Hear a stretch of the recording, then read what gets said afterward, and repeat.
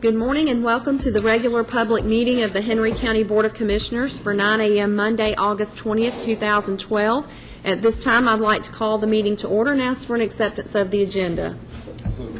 Motion by Mr. Bowman. Is there a second? Second by Mr. Stamey. All in favor? Motion carries 5-0. The first item on the agenda this morning is under Public Works. We have a resolution authorizing the County Attorney and Public Works Division Director to execute settlement closing statements.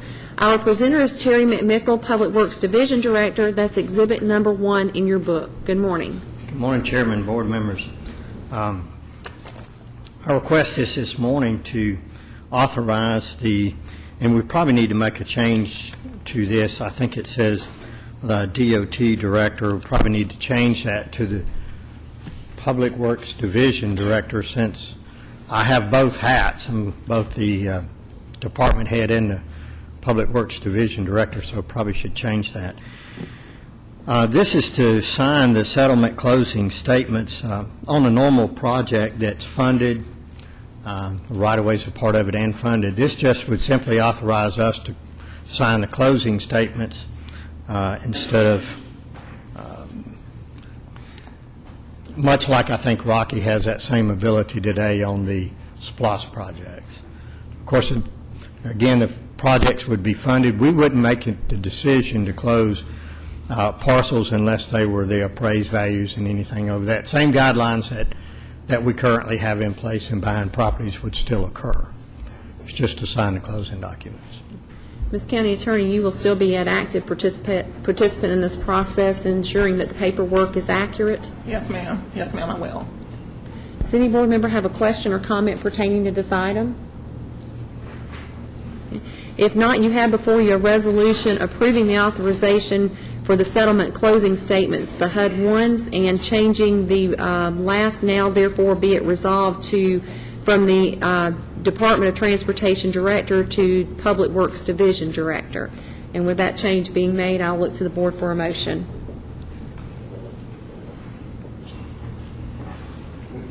Have a motion by Mr. Bowman, second by Mr. Preston. All in favor? Motion carries 5-0. The next item is a resolution requesting approval of a budget amendment regarding the Fairview Road Phase 1 project. That's Exhibit number 2. Yes, our District Commissioner has requested that the Fairview Austin Swan Lake project be put on hold and the remaining monies be transferred to the Fairview Road Phase 1 project, or that's what we're calling it. This is the project that would realign West Panola into Fairview just west of Dana Road. SPLOST funds would pay for the construction within the Fairview footprint. The remainder of the project would be paid for using this $877,000 of remaining money on the Fairview Austin Swan Lake. Might explain that a little bit. Fairview Road obviously is a SPLOST 3 funded project. This project has been talked about. I think it originally occurred might help me 4 or 5 years ago, where the developer was going to purchase this property. We had some concept plans done of realigning West Panola into Fairview in that area. A developer came along and was going to do that, so we started making plans to do the project. Of course, the economy did what it has done, and that has gone away.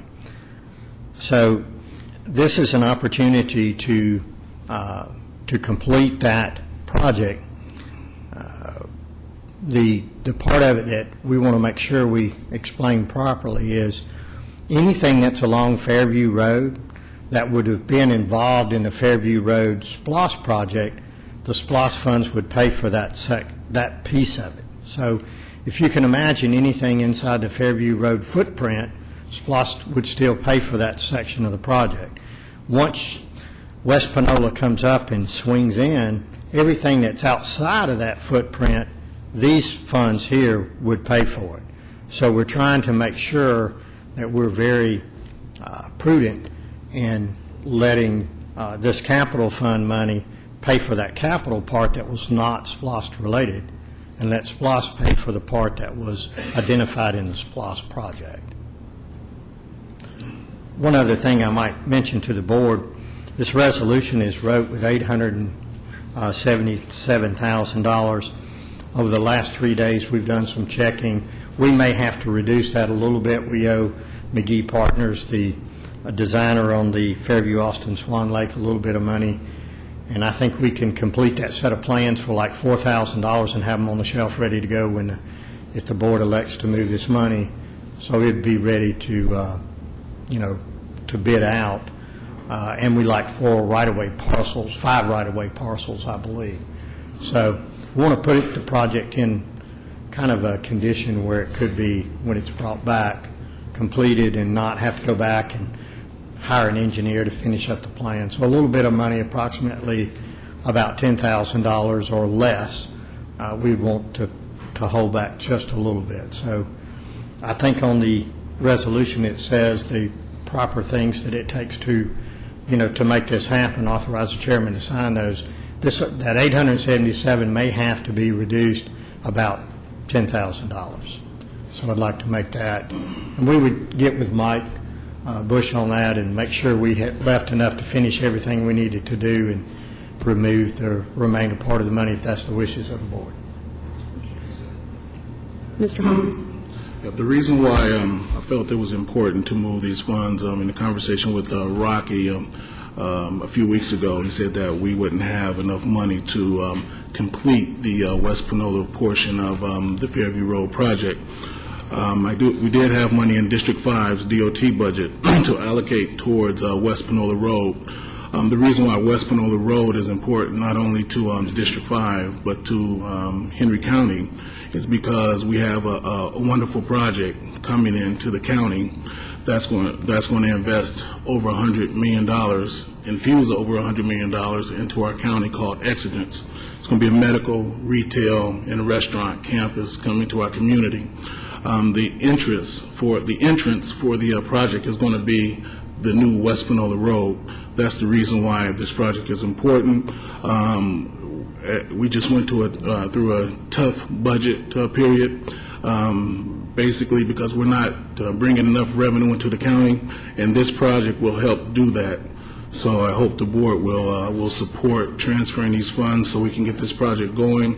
The community in that area wants to see this happen, and the sooner we can get started on the West Panola Road, the faster we can get this project going, and faster we can start bringing more revenue into the county.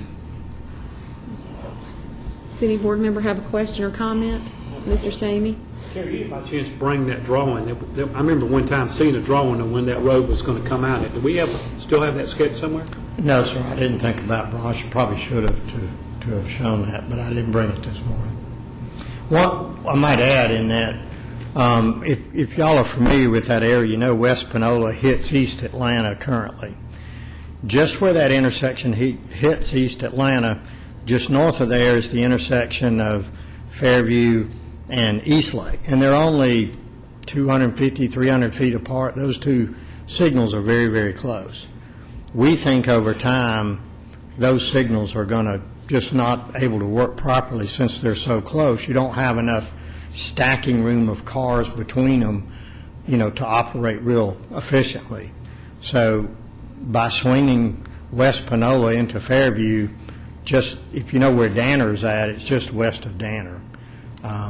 That'll help eliminate a future problem at that intersection. So that's originally why the project, I know it has tremendous economic benefit, but the reason the project came in existence was a way to kind of eliminate that bottleneck that we saw coming in the future. So It's not an issue, a future issue. That's an issue now.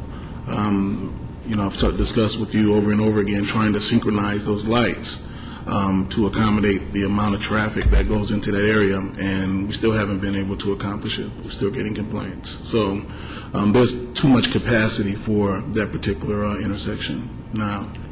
yeah, there's times when those don't function very well at all. If there's you just can't get but so much out of them, and we've had besides our own staff, we've actually had some other folks look at that time and try to maximize it, and it's just a little bit difficult. They're just too close together. The other point I want to make about this project and how important it can be, it will not only bring revenue to the county, according to their impact study, they project that they're going to produce between 1,000 and 1,300 direct and indirect jobs for this county. So this is very, very important, and the investment of only $800,000 is going to get. We're going to end up getting great returns for that investment for West Panola Road.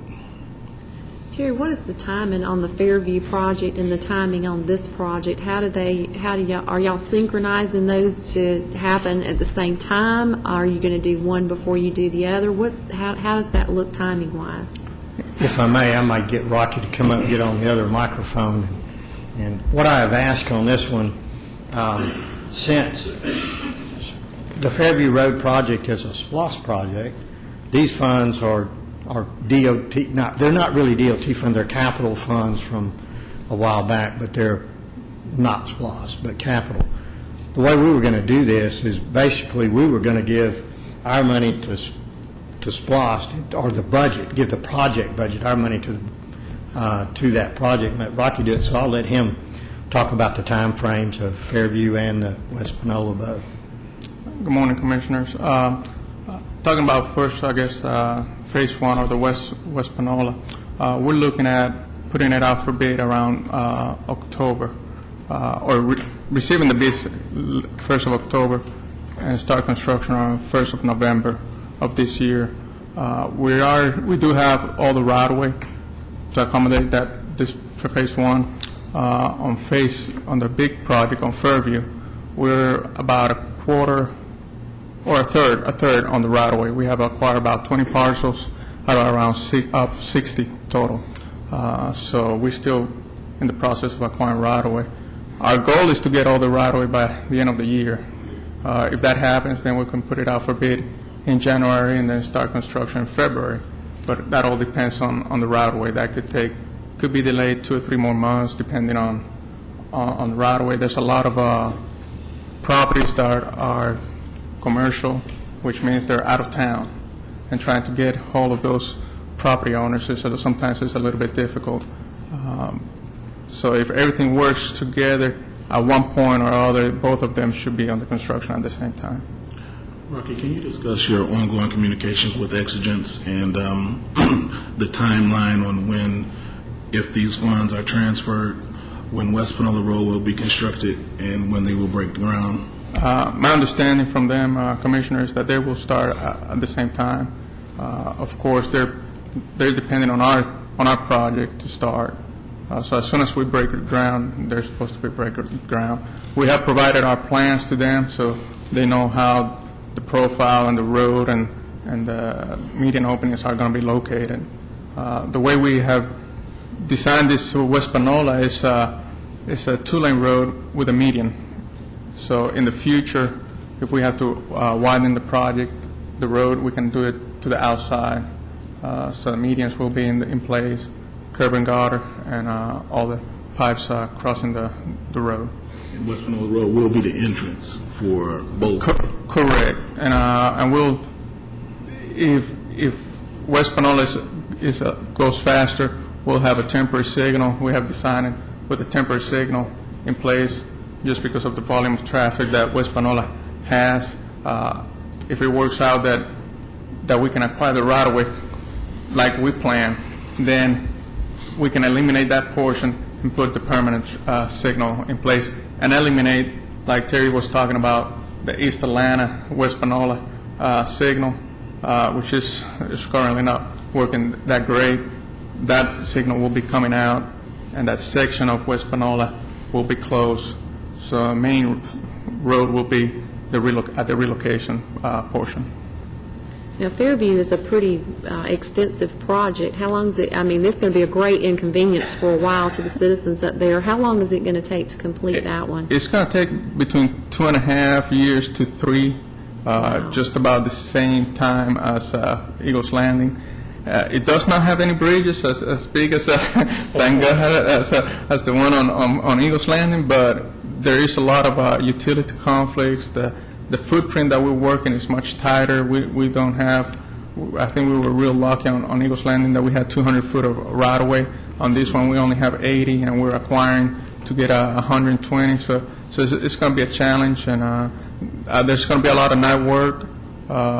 So it's got, the time of working is going to be kind of limited. So I think that's why it's going to take about 2.5 years to complete. I mean, it's 1.8 miles long, Okay.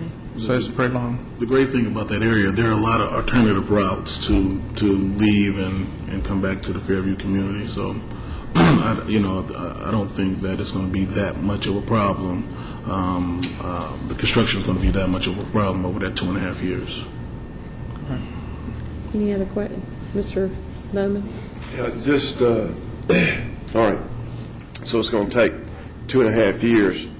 How does that, and I may need to ask Commissioner Holmes, how does that work out with the construction schedule of the medical? Fairview Road is going to take 2.5 years, but West Panola Road is a whole different scenario. Once West Panola Road is cut, it's going to, I think Rocky told me, it'll take about 8 months to complete it. So, once, Exigence is up and operational, residents will still be able to get to the project. So that time frame of 2.5 years to complete is not going to impede anything as far as? No, not in West Panola project. That's correct. Mr. Holland, do you have a question? I do. Mr. McMichael made the comment about commingling. He didn't use the term, but commingling spliced in general funds or capital funds or DOT funds. The law is very specific about commingling funds. My question is, and you made it clear, and I want it clear for the public so that there's not somebody to come back later and say, okay, you took money and did this. These two projects can be separated to the point that nobody can come back and say you have commingled funds to do Fairview, which was Splice 3, or the Fairview Austin Swan Lake project, which realigns the road. Is that not, am I right, wrong? We're, of course, moving the money from the Fairview Austin Swan Lake project Understand. over to this project. And what we have done is a cost estimate on everything that's outside of the Fairview Road widening splost project.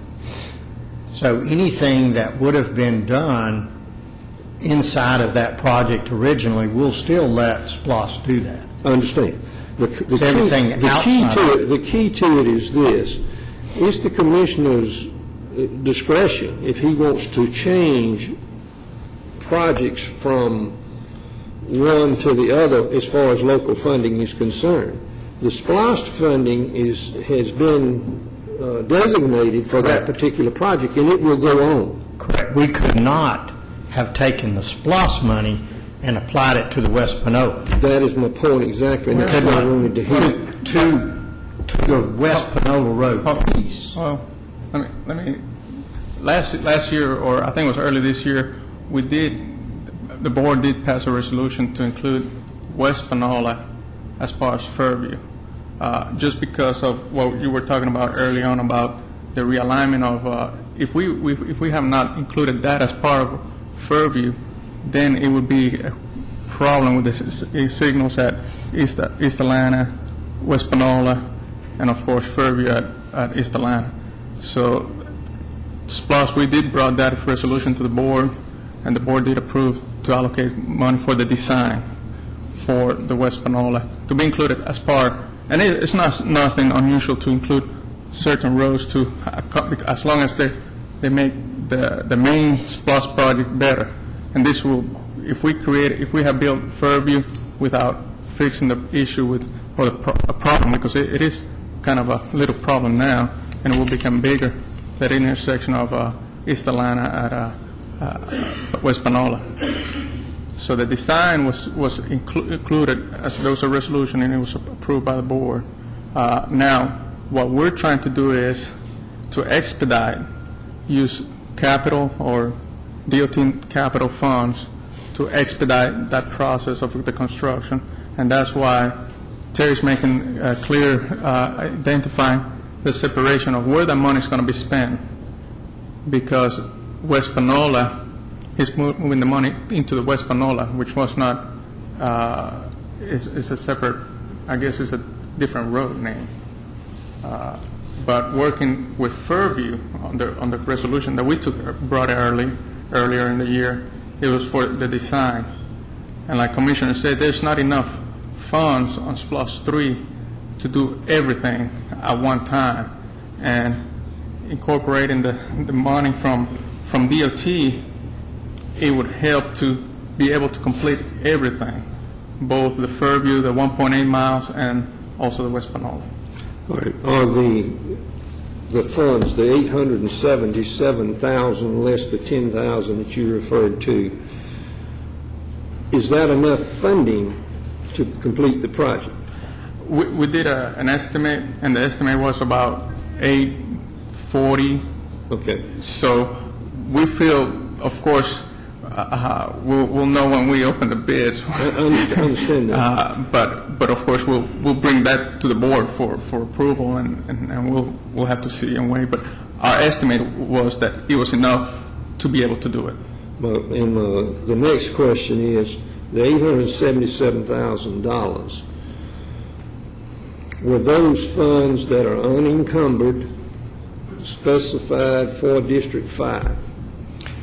They were, I don't know that I would say that they were for District 5. They were for, it came from a 2006 resolution, and the original amount, I believe, was $900 and something thousand that was designated to the Fairview Swan Lake Austin project, and it being in District 5.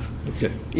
That resolution. That funding was either to that road project or as funds to District 5. It was designated for that road project. Final question, and this is to the attorney, is after reviewing this, do you see any legal problems with the way this is being done? No, based upon the fact that in the early last year, the board approved a resolution including this West Panola Road as part of the Fairview Road SPLOST widening project. And I think at the time, my recollection is that Rocky advised the board that the engineering design mandated or sort of required this extra road to be included to make the Fairview Road project work from a traffic standpoint. And so what we're doing now, I think what's being proposed now is to have additional funds to supplement a SPLOST project, infused into a SPLOST project. And as Terry said, the reverse could not happen, but there's nothing to suggest legally or otherwise that the county could not use non-SPLOST funds to aid and supplement a SPLOST project. And that's what's being proposed, although we could not do the reverse. Any other questions or comments, Mr. Preston? I just want to make sure I understand this. So this is stuff that has nothing to do with, I always, in accounting terms, say income statement. This is, when I heard capital projects, this is all balanced. This money doesn't impact our budget this year because this is not coming out of general funds or anything else like that. It's coming out of... That's correct. This is not general fund money. This is capital projects money that was set aside. Again, this actually the resolution where this money originally came from was in 2006. So it was capital project funds. It is not general fund money. If you want Mike to verify that, just to... Terry, let me ask you a question. The signal you're talking about on West Panola and Fairview, that signal eventually will come down, correct? Yes. Well, we think it will. Probably what we would need to do is just make sure once this project is in and the new signal is in at West Panola and Fairview, I doubt there's going to be enough volume at that old one to warrant it staying in existence. I'm about 99% sure it would need to be removed. It would actually impair things if it was left up. I would see that the only traffic movement there that would probably be consistent with For those businesses. people, or plus right-hand turns on Fairview. I wouldn't see a lot of left-hand turns off of Panola onto Fairview. Yeah, I mean, they could turn on, if they were coming Fairview kind of make a rights and avoid that Fairview Eastlake intersection. The reason I said that, Terry, is there a way that we could recycle that signal? Because Oh, absolutely. I guarantee you that old signal cabinet, lights, all of that stuff will go in our inventory, and you would be surprised how many times our cabinets get hit by lightning. Matter of fact, we had one on Eagles Landing that about 2-3 weeks ago on a Friday night. Some of y'all probably will remember that, I know, especially those people that ride Eagles Landing, but we always have to have signal components on hand, I assure you. Raised his hand, our E91 director. He wore out some phones that day. He remembers that. Any other questions or comments from the board? Madam Chair, Mr. Arletta? if I could address Commissioner Preston's issue from an accounting standpoint. Basically, from a governmental accounting versus, as you mentioned, P&L's balance sheets and whatever, money was moved out of the general funds, the excess funds, into another reserve for capital projects in its own fund. These monies are sitting in there, and projects have been done over the years since it was put in there. So this is just taking that money and assigning it to those projects. So it's not a P&L effect, as you mentioned. It's a balance sheet that's in another place, another fund.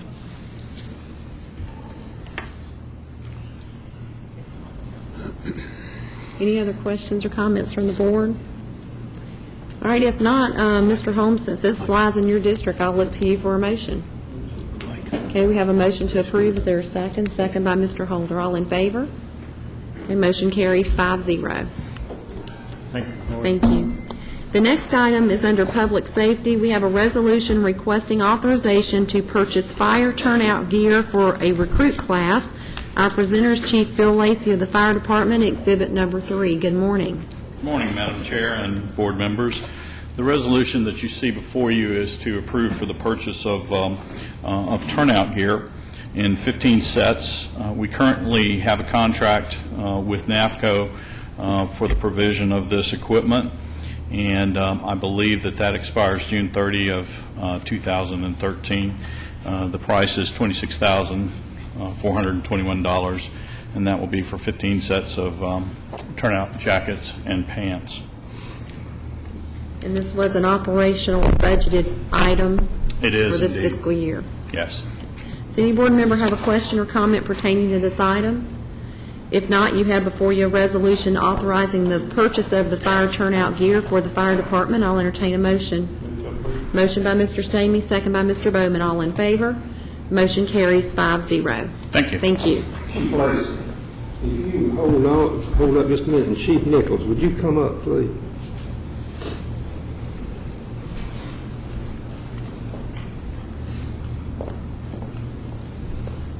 What prompted me for this question was seeing the significance of 15. I know that's 15 in the recruit class. But with the political season, and we know all of the things that are flying around, I thought this is the time that the two chiefs can stand here and tell us something. It has been said that we have been laying off. In the last year, we laid off 15 public safety employees. I asked both of you to respond to that.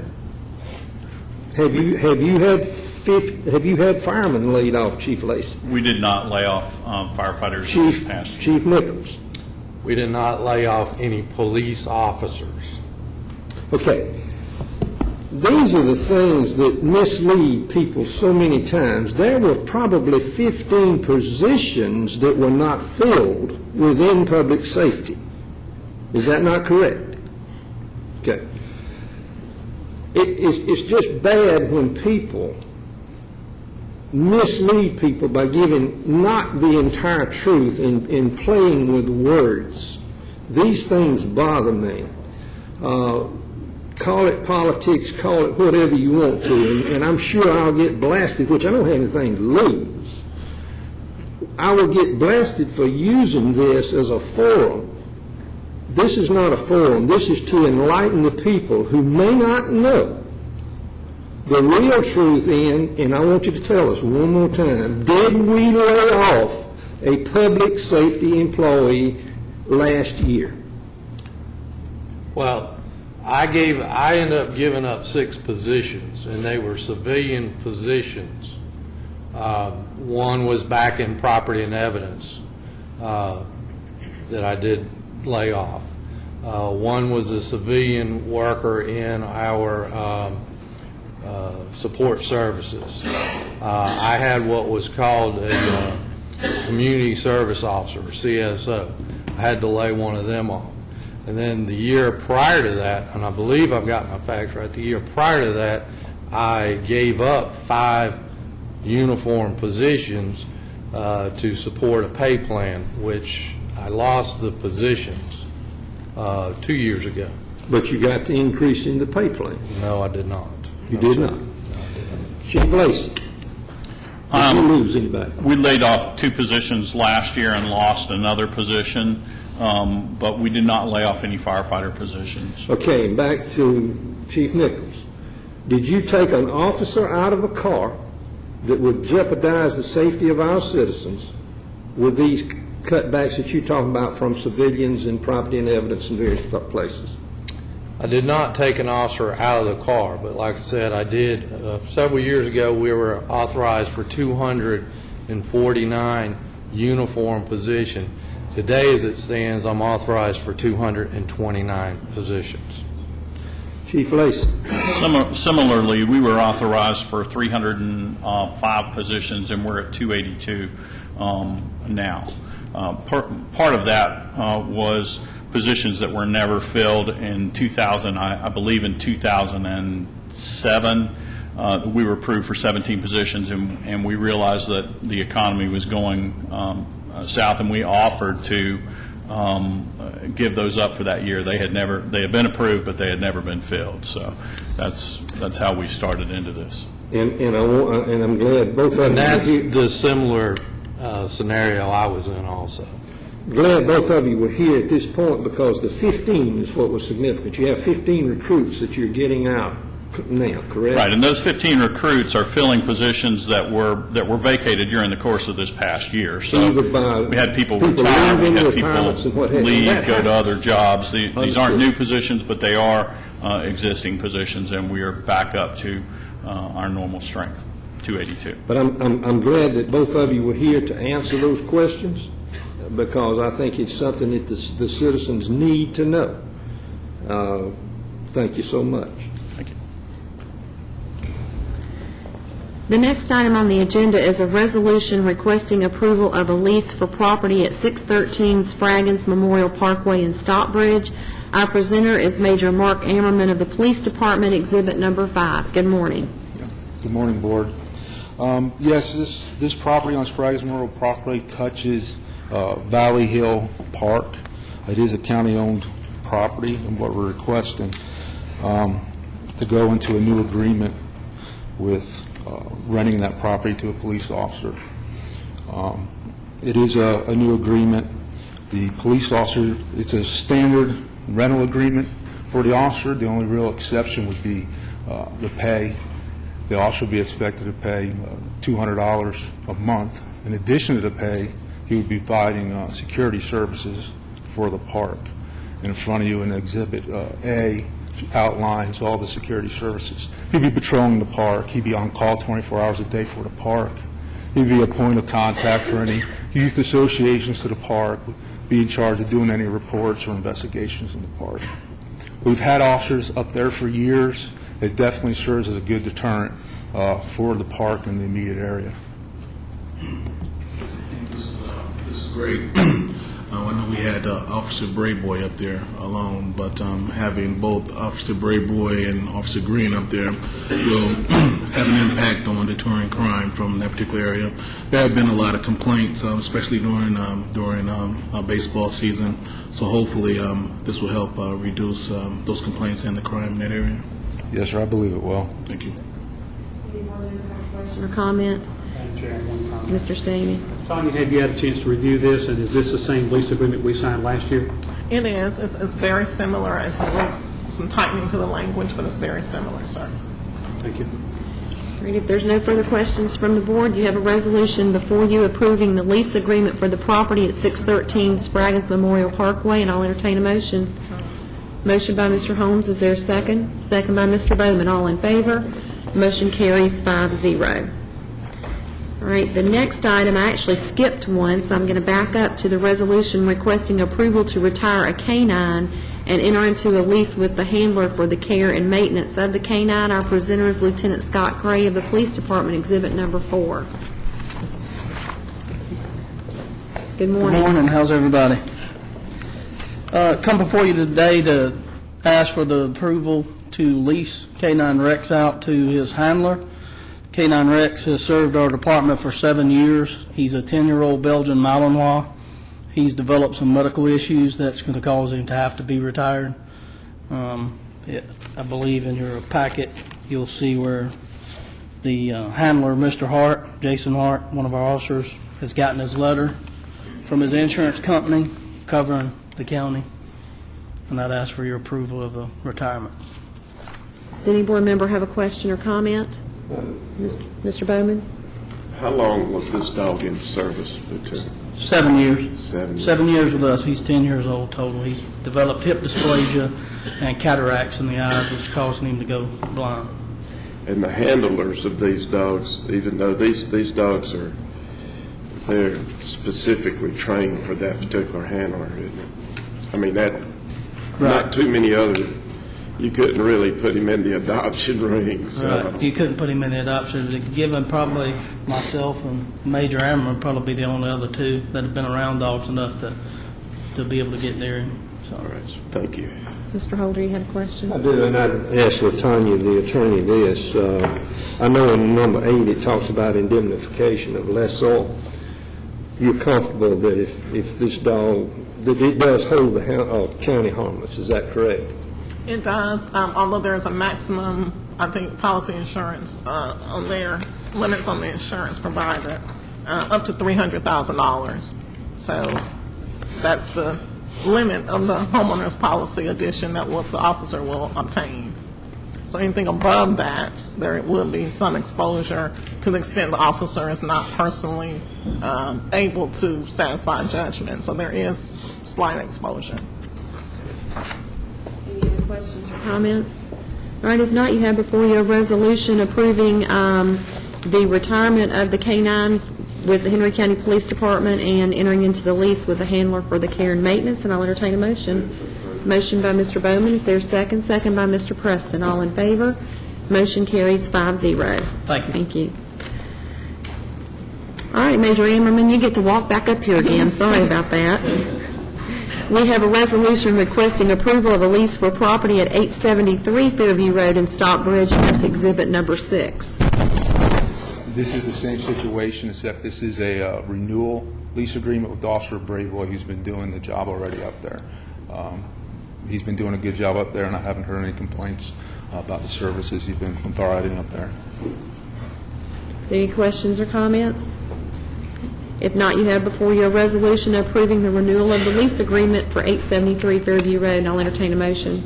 Motion by Mr. Holmes. Is there a second? Second by Mr. Stamey. All in favor?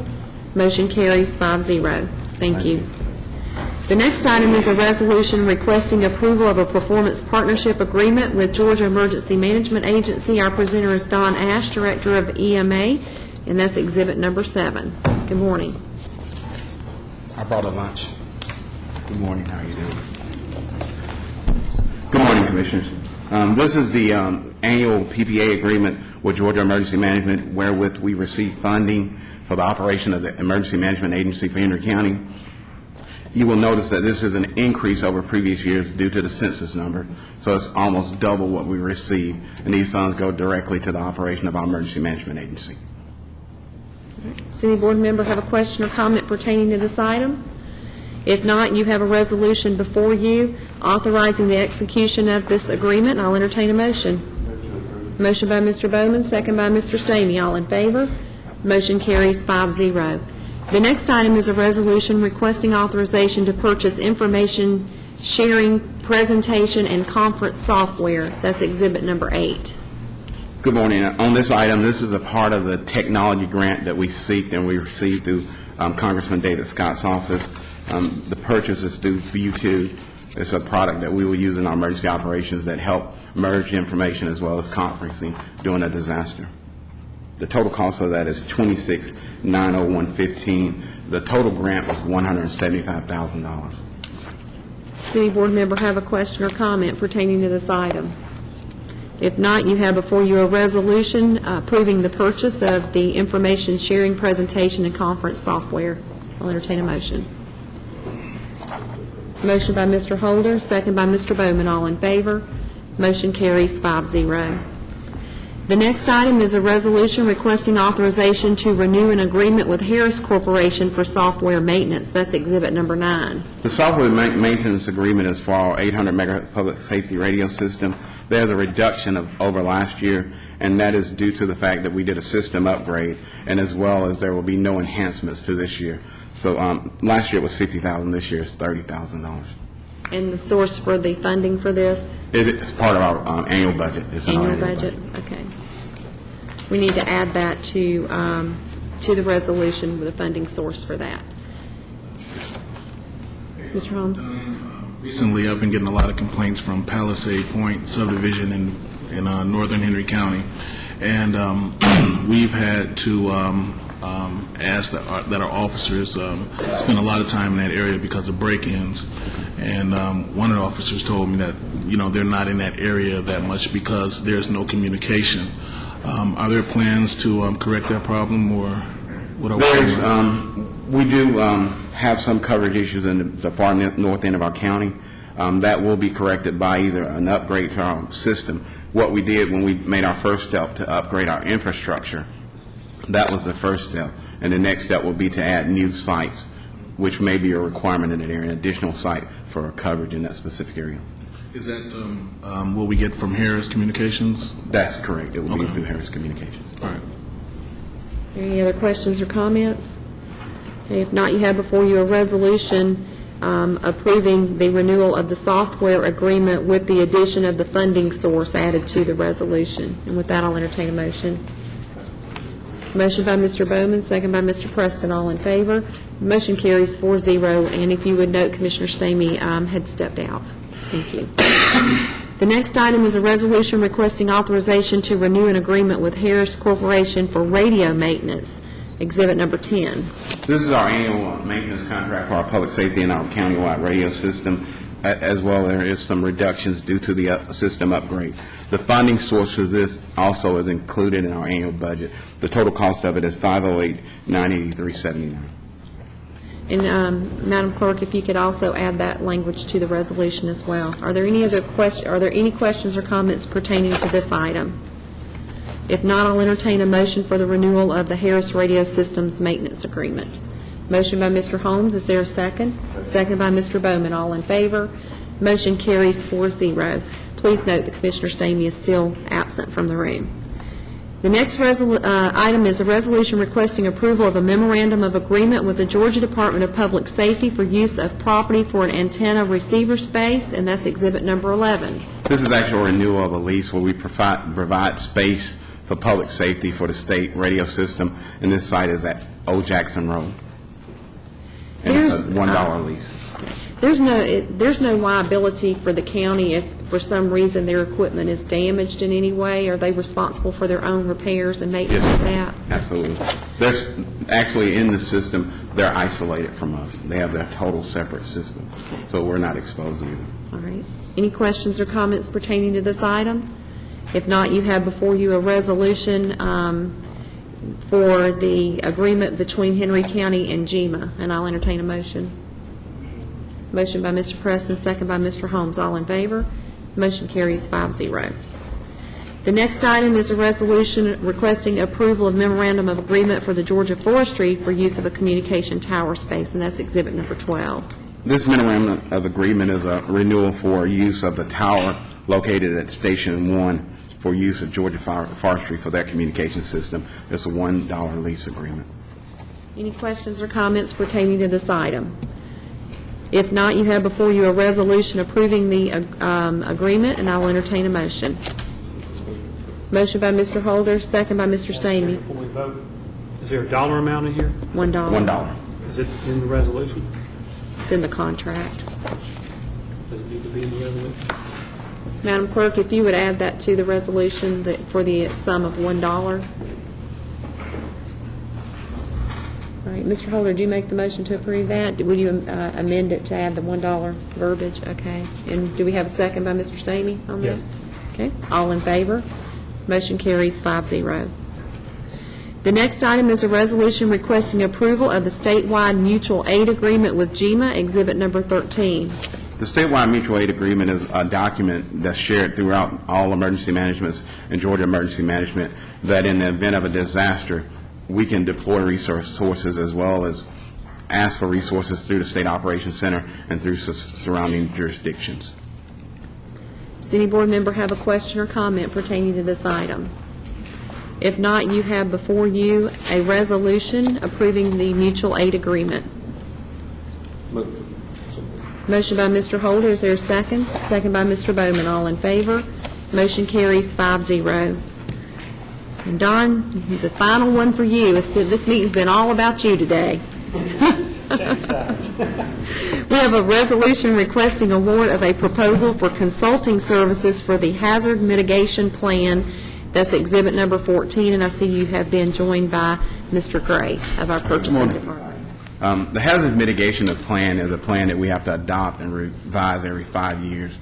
We've already accepted the grant funding, the funding sources through Georgia Emergency Management as a form of a grant to do the hazard mitigation plan. We seek proposals from vendors to provide the services. We had 4 vendors that responded. Through the process, we developed a committee to review the hazard mitigation projects. It included the Henry County Fire Department, our Stormwater, our Department of Transportation, and our Emergency Management Agency. From those 4 proposals, we narrowed it down to 2, and we brought the top 2 finalists in for a second interview, one being AMEC and one being Atkins. Bold and Pewter Mitigations were the other 2 vendors that submitted proposals that we did review. After review of those 2 projects and interviews, the top ranking came to Atkins Consulting to provide the services. Their proposal came in at $24,633, and that's our recommendation to the board.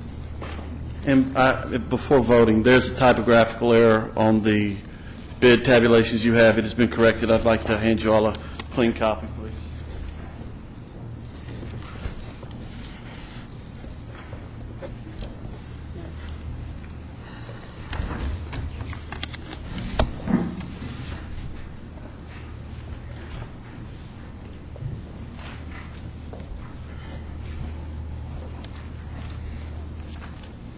I will tell you also, the hazard mitigation plan is due in 2013, but it's a lengthy process, so we're trying to get ahead of the game and get it going. Mr. Gray, as we spoke earlier today, you said that the number 4 bidder that is on this tabulation sheet, it was a typographical error related to the name only and had nothing to do with the overall score. Yes, ma'am, that's correct. I guess that's what happens when I use my own big sausages on these things. I messed this one up. I take credit. I must have cut and pasted from the wrong source. So for the record, it was just the name, the scoring, everything else was correct. The vendor had contacted us related to that, and I will contact the vendor to clear up that issue with them.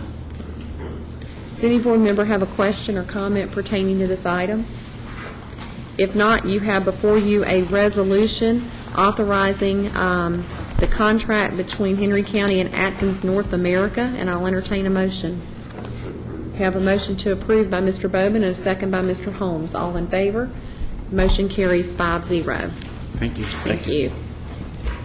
Moving on to Planning and Zoning Services, this is a public hearing.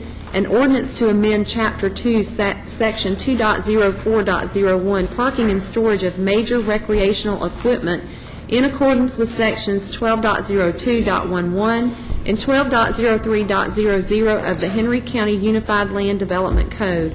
Our presenter is Jeremy Gilbert, Planning and Zoning, Exhibit Number 15. Good morning. Good morning, Madam Chair and board members. The request that is before you today is an amendment to Chapter 2 of the Unified Land Development Code that pertains to the parking and storage of recreational vehicles.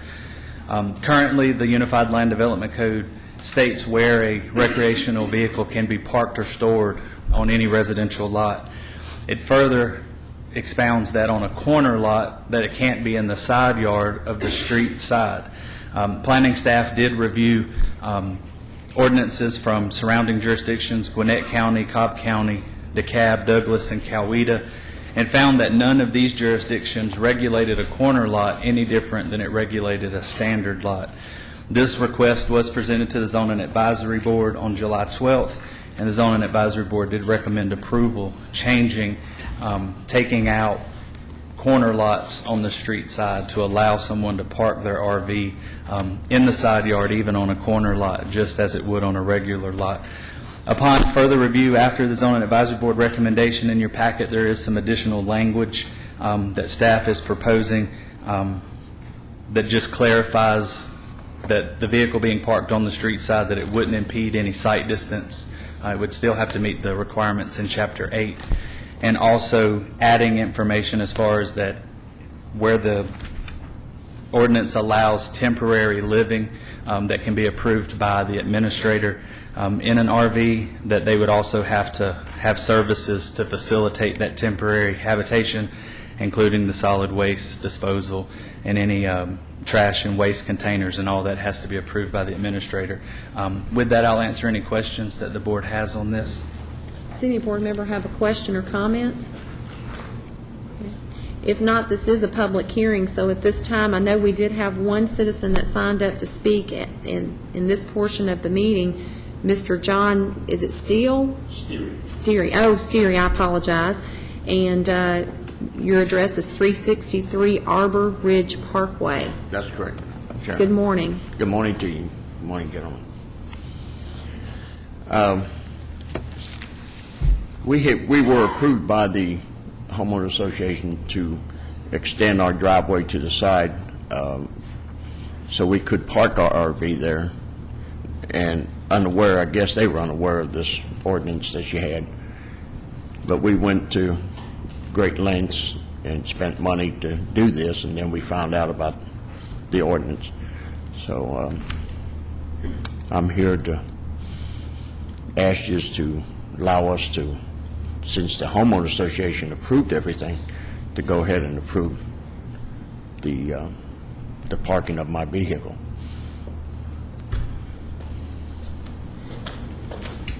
Ms. County Attorney, I know we've had this discussion before as to what trumps what when it comes to the homeowner association policies or the county ordinances.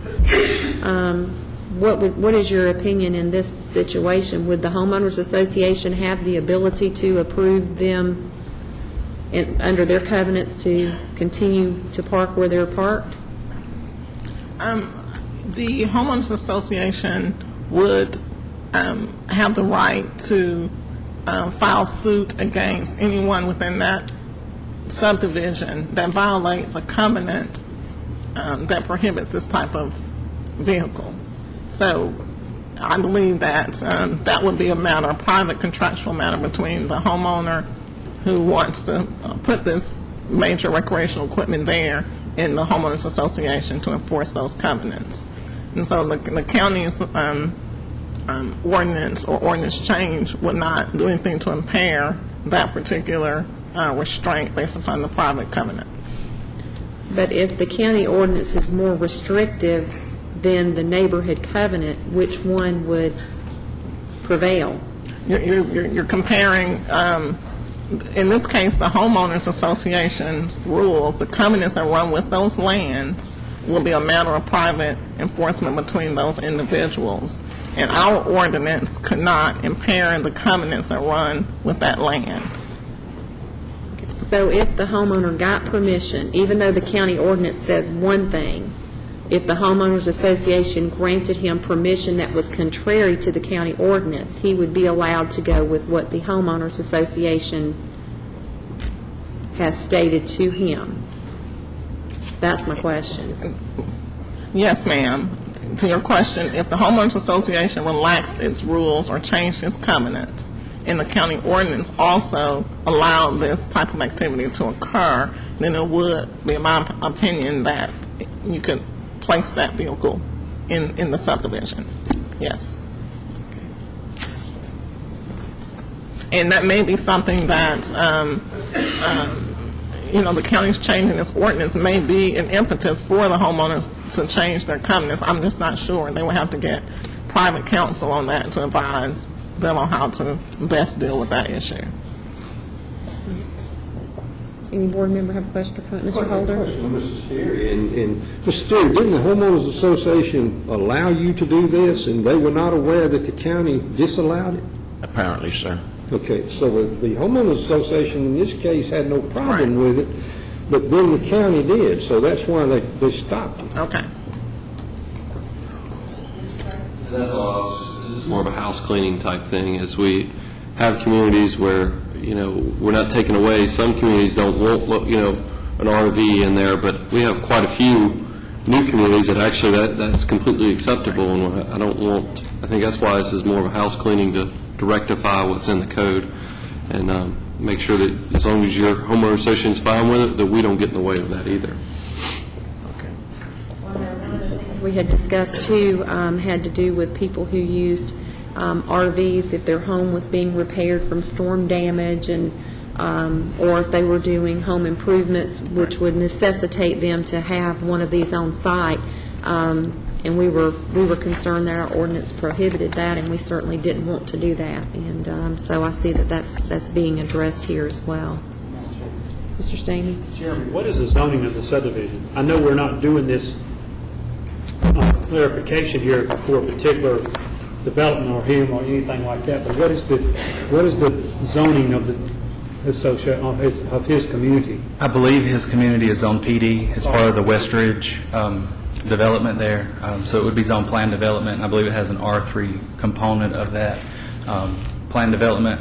And also just to kind of reiterate what you just said, Commissioner Stamey, was that this is going to be applicable to the entire county, not just to any one specific development, just looking at it as a house cleaning thing to say that RVs are allowed, but if the homeowners association does not allow it, their rule will overrule that, and it would be a civil matter at that point. But just allowing it outright in the county is what we're looking at now.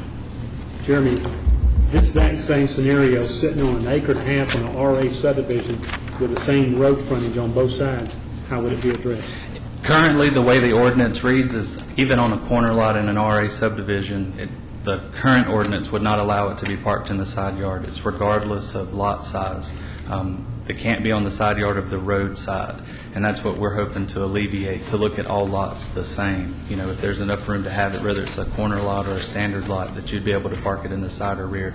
And in your packet, there is kind of an illustration that shows that's highlighted in yellow currently on a corner lot where you can't park one, and it would allow it in the side yard but not on the front yard. And one last question. When you did this with your homeowner association, did they require you to put a pad there, or could it be just crush and run? They required me to extend the driveway if I was going to park my RV there. So you actually have a pad for it, correct? That's right. Is that going to be one of the requirements in the ordinance, or it can be crush and run? What? Our ordinance doesn't specify whether it needs to be a paved or it doesn't.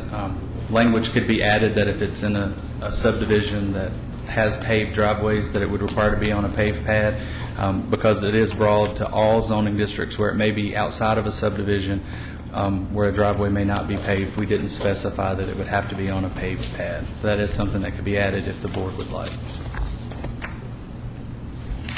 I'm going to ask if there's anyone else in the audience who wishes to speak in reference to amending this current ordinance. Does any board member have any further questions pertaining to this item? If not, you have before you a resolution amending the current ordinance, and I will look to the board for a motion.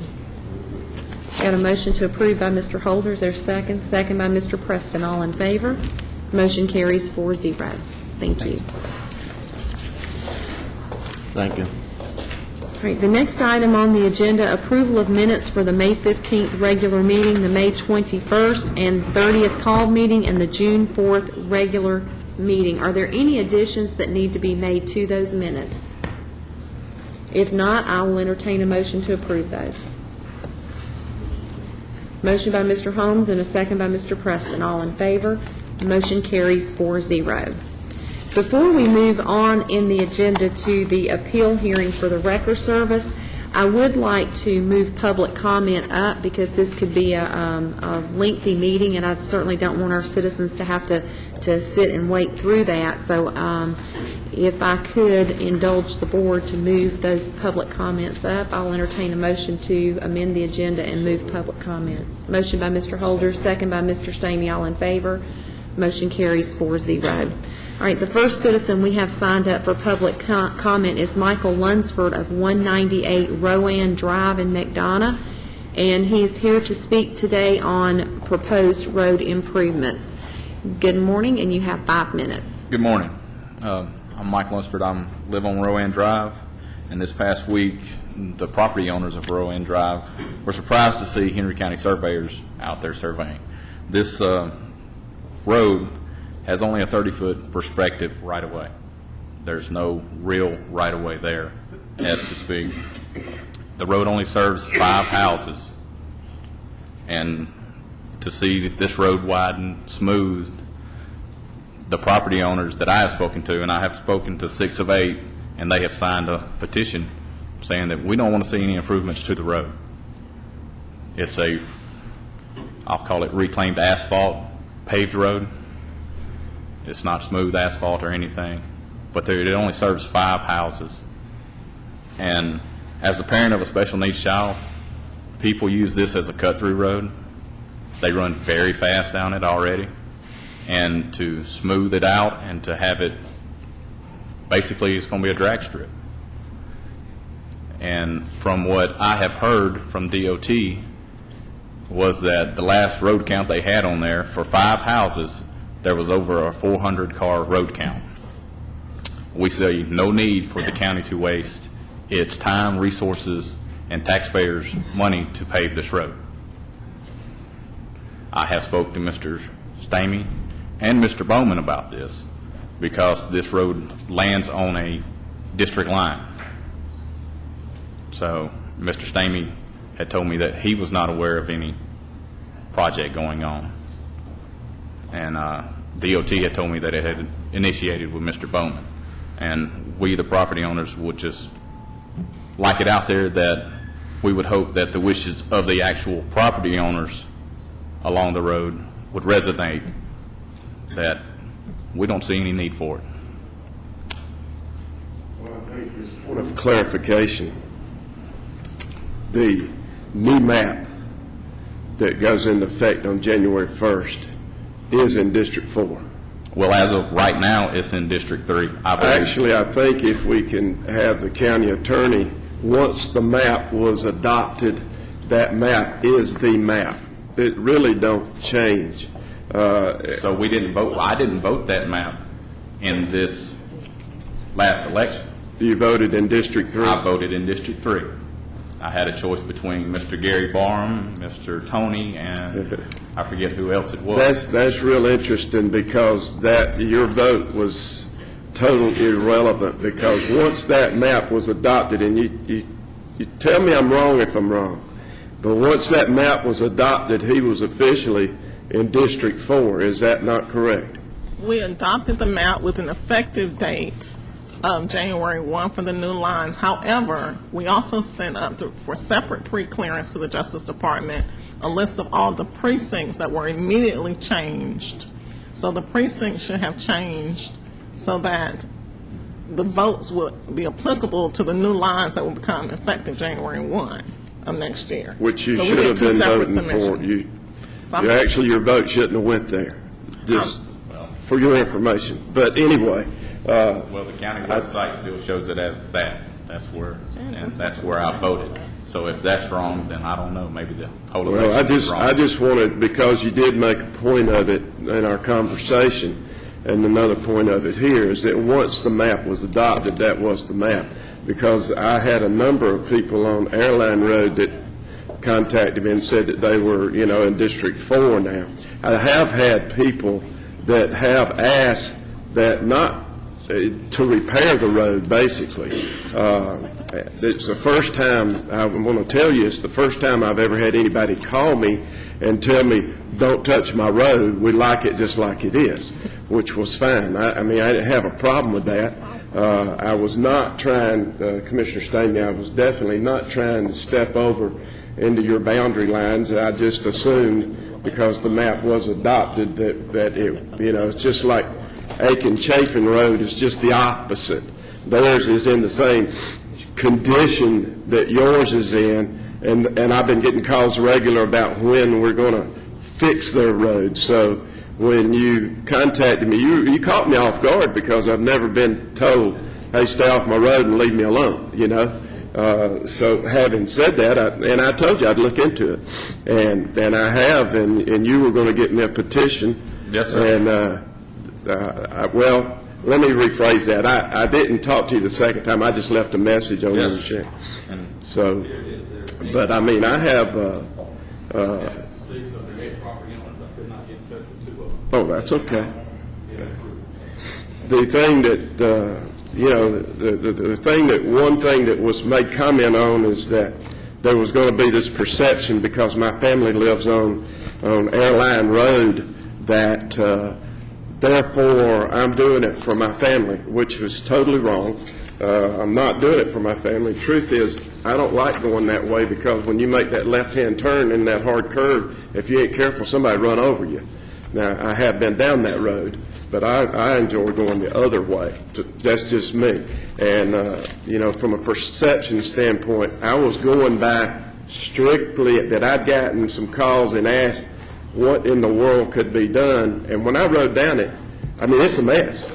I mean, it's a patchwork mess. But if that's what you guys want, is the patchwork mess, I don't have a problem with it. The only thing that, like I said, you caught me off guard when you said, leave my road alone, because everybody else is saying, fix my potholes, So anyway, I just wanted to clear up those 2 situations. One, the line situation. The other was the fact that we were not going to widen it or anything. I mean, all we were going to do, Terry can chime in, the only thing that I'd asked to be done was straighten it up a little bit, so it wasn't so, not realign it, but straighten it up a little bit. That's where I voted. I voted on this. Okay. So he's saying this is Line in the center of the road? That's what I mentioned to Tanya, and I think she's fixing to show a map that says that the road is the district line, so And what you were saying, Mike, if you lived on the other side of the road. If I lived on the north side of the road, it would be Mr. Bowman's district in District 4. Yeah, I but live on the south side of the road, which So it would is be- currently your district. Mr. And you Stamey. should have voted in District 4. I voted in District 3, and that's where I That's should the way I have. thought it was, absolutely, that's correct. So, But is that piece still out like That now? piece is out, because we were under the thinking that District 3 went all the way to the intersection of East Lake and Airline. That's what I was thinking, it would have went all the way to the intersection, and you would have been in 4, but no, sir, you were definitely in 3, and you voted in 3. yes, sir. Well, you I did voted in the 3, right and one that's then. what the map shows, The red portion here is my property. his property here, the yellow shade is District 3, the pink shade across the street is District 4. Correct. Okay, so Rowan Road was it. They went Rowan as opposed, because that's what we had thought, it was just going to continue down East Lake, which puts that other little section you and I were talking about in a Correct. different place. Well, that's good. You voted in the right one then. So, But but I- anyway, but that being District 3, then, there's no reason for me to even get involved with it. So Terry, I'd say, take that one off. we'll be happy to do so, sir. Actually, I made that conversation, Mike, with me and you talked, I think we talked Thursday, didn't we? Yes. We had a conversation Thursday, and you told me you didn't want, I wasn't even aware there was a project going on, because we Right. have enough. And just for the record, I think this is the second or 2.5 times this has happened. One time, we had West Knight Road fixing to be paved. That was a SPLOST project. We were going to pave that road under some SPLOST 2 revenue, and the residents sent a petition, they wanted their road to remain the exact same, and we stopped that project too. So it's happened twice. Let me make just a Correct, clarification. Terry? Yes, sir. On Rowan, the reason there was survey stakes, we were not going to go out there and do a massive road improvement, but when we rode the road, we didn't see any cross drains, and there's a couple of places where I think there may be some drainage, I'll call them issues. So before we simply remove the existing millings and put it down exactly what was there, same width, and then put tar and gravel on it, we were going to see if we need to put in a couple of pipes. To do that, we would need to topo the area and do a little bit of engineering work. So it wasn't a massive upgrade.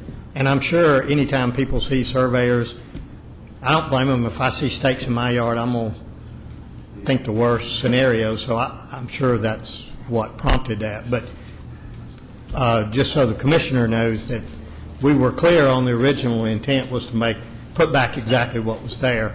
We were going to make some, if it needed to be a cross drain, do that. Terry, the reason I So made in a cross comment, drains, you couldn't go back with what's there. You would have to be outside of what's there. If- I mean, a cross drain, a drop catch basin, Only if we got permission to go outside that prescriptive easement. right. But again, I mean, it's kind of a moot point to go that route, but I can assure you before we would have went outside that prescriptive easement, we'd either got right away or a temporary drainage easement or whatever would have occurred. But you really can't go ask until you know what it needs. So we wouldn't get in the cart before the horse, find out what it needs, and then you can go tell the property owners what you may or may not want. So. Obviously, I was wrong on your situation as far as where you voted, but like the north side of Rowan was mine, and Yes, the south side, I mean, that gets a little sticky. But anyway, as far as I'm concerned, the road stays as it is. The only thing I ask you, and I think you'll admit to it, is to let me look into it, because, I didn't know some of the things you were telling me, and, as far as I think Terry's made a great, he's explained why we were surveying, so. Well, that's all we asked, was that you listen to the actual residents of the road, not everybody that use it as 2/10 Well, of sir, a when mile I get cutoff. calls from people that are asking me to look at something, I go look at it. I mean, I'm glad you've seen it, but I mean, I can't. I appreciate the fact that you were looking and that you said, "Hey, wait a minute, we don't want it," because I mean, I get calls all the time. Would you? I got potholes, I got this, so I go out and look at it, and I wrote it, and I said, "Whoa, it's rough." So I listened to ones that I'd gotten the calls from. So that's, I'm glad you've seen it, and as far as I'm concerned, it's a moot point from this point forward. All right, thank you. Thank you. The next person that signed up for public comment is Doug McClure of 310 Laney Court in McDonough, and here to speak on the soccer fields. Good morning. Good morning, Chairman. I'm here, number one, I know y'all make a lot of difficult decisions. Thank you for what you do. A little nervous this morning, so I'll try to make it short. But I'm here to address the need for more soccer fields in the county. Right now, we have one set of soccer fields. We got 7 to 8 baseball, football complexes. The only soccer field in the county stays locked all the time. You can't use it. I'm not here to bash Henry County Soccer or any other association. We played there 8 years, had, a lot of good times. But we've moved on, along with a lot of other people, to other places. The year 2011, you had roughly 3,100 baseball players, 1,542 football, and over 3,800 soccer players in the county. Soccer is the fastest growing sport in the nation. Like I said, I think we have 7 to 8 baseball, football complexes, 1 soccer. We brought this to the attention of the Parks and Rec about the gates being locked and no access. Also to some commissioners, and tried to reach others, but didn't get a response. We're not saying that we have to or necessarily really want to play at Mount Carmel. It might be a conflict, but we would like to get some adequate field space. I'd like to thank Commissioner Preston, made a phone call to the school board, which we did gain access to Patrick Henry, to use of the football, baseball field. But right now, we're sitting on, I think, roughly 700 to 800 players in the association we're at now. So each practice will have at least 2 to 4 teams per field. That's a lot of players.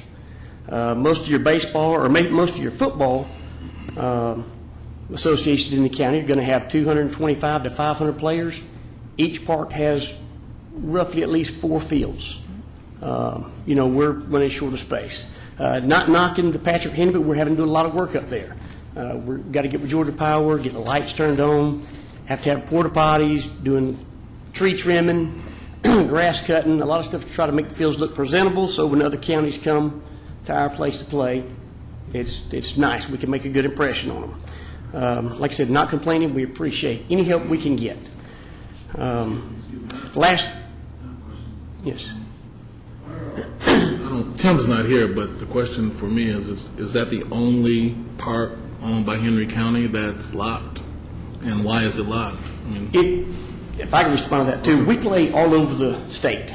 Our team, we played at Henry County Soccer for years. Our team, we've played all over the state of Georgia, doing tournaments, our regular season. It's the only park in the state that has 10-foot fences. It is the only, other counties have made comments about our gates being locked. I think it was Coweta, we played there last season in a tournament. They were kind of laughing because they had to come to Henry County and play. They got there a little early.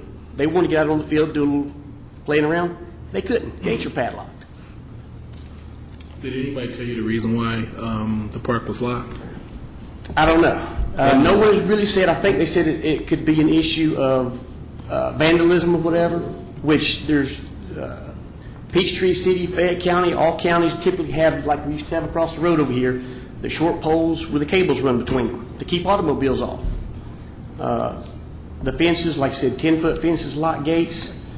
That's taxpayer fields. It costs taxpayers $2.5 million roughly to construct the fields, and the county has to pay an extra roughly $100,000 a year to maintain the fields. That's taxpayer fields, but you can't use them. Like I said, I'm not here to bash that association. Like I said, we had a lot of great times there, but it's not right that the gates are not open to the public. Last fall, we had to go to Clayton County and rent field space for our team to be able to play because we were told there's nothing open in the county for us to use.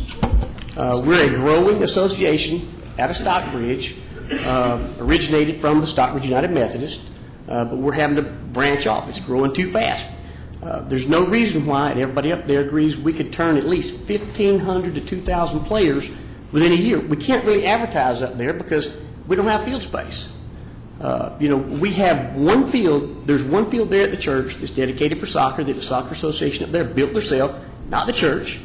Other players come from, a whole team came, but they were afraid to stay there because, when they look and say, look, we have one field for possibly up to 1,200 to 1,500 players, people are afraid of that. We need field space. We appreciate any help we can get. Isn't there a track for like gazebos and things like that at the park? Yeah. At the park?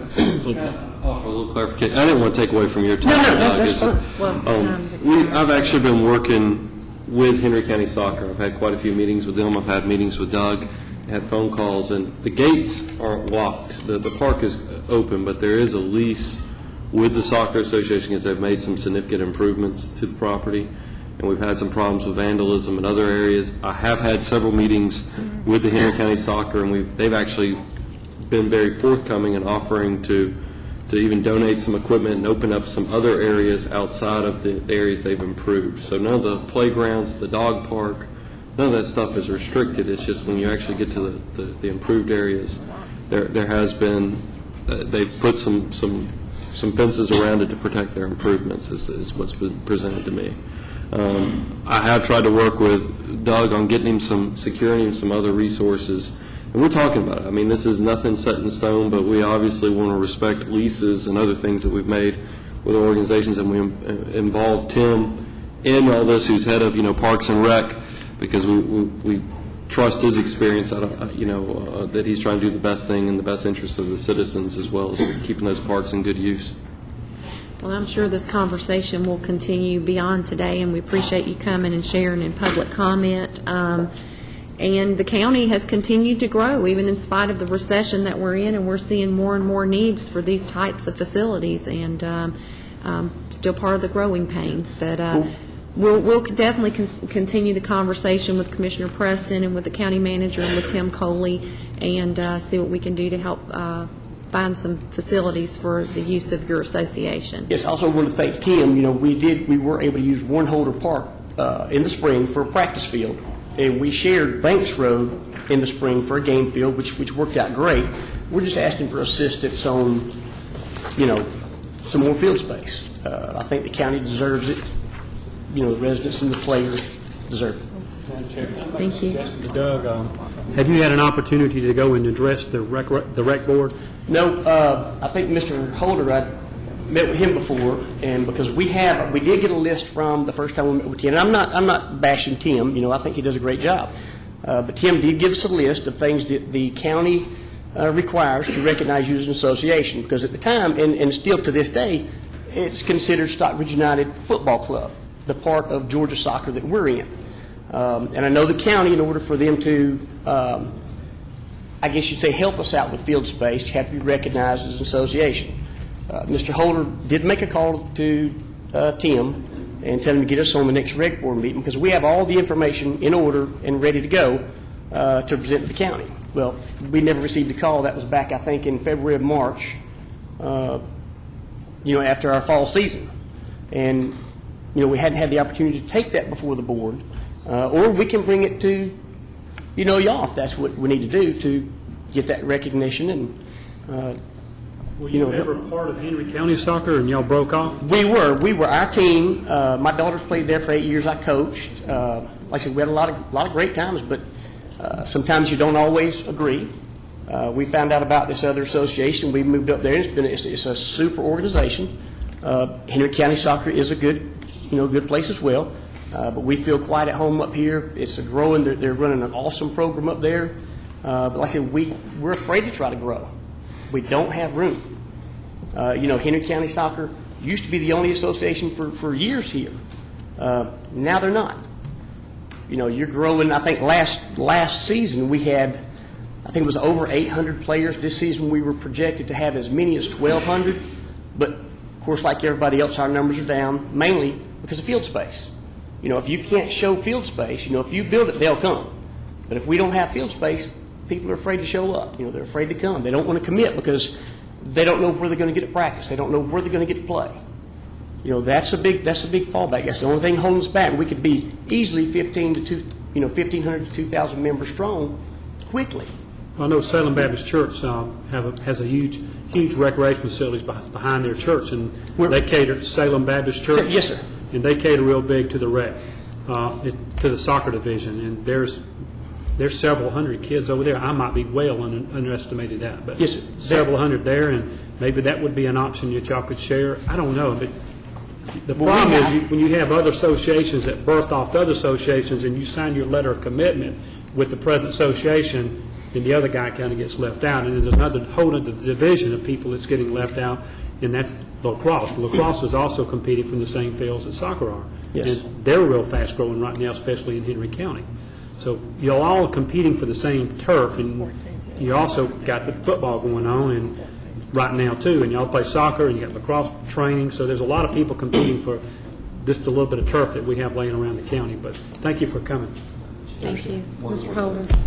Mr. Flood, explain to me,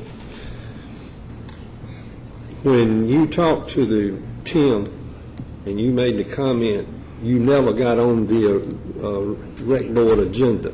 Was that because they didn't put you on there, or was it because you didn't go to it? No, we didn't. When I spoke to you about that, I guess it was February, March, you made the call to Tim and said to get us on the meeting. Right.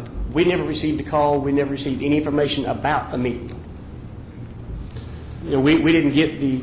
Okay. We were never called.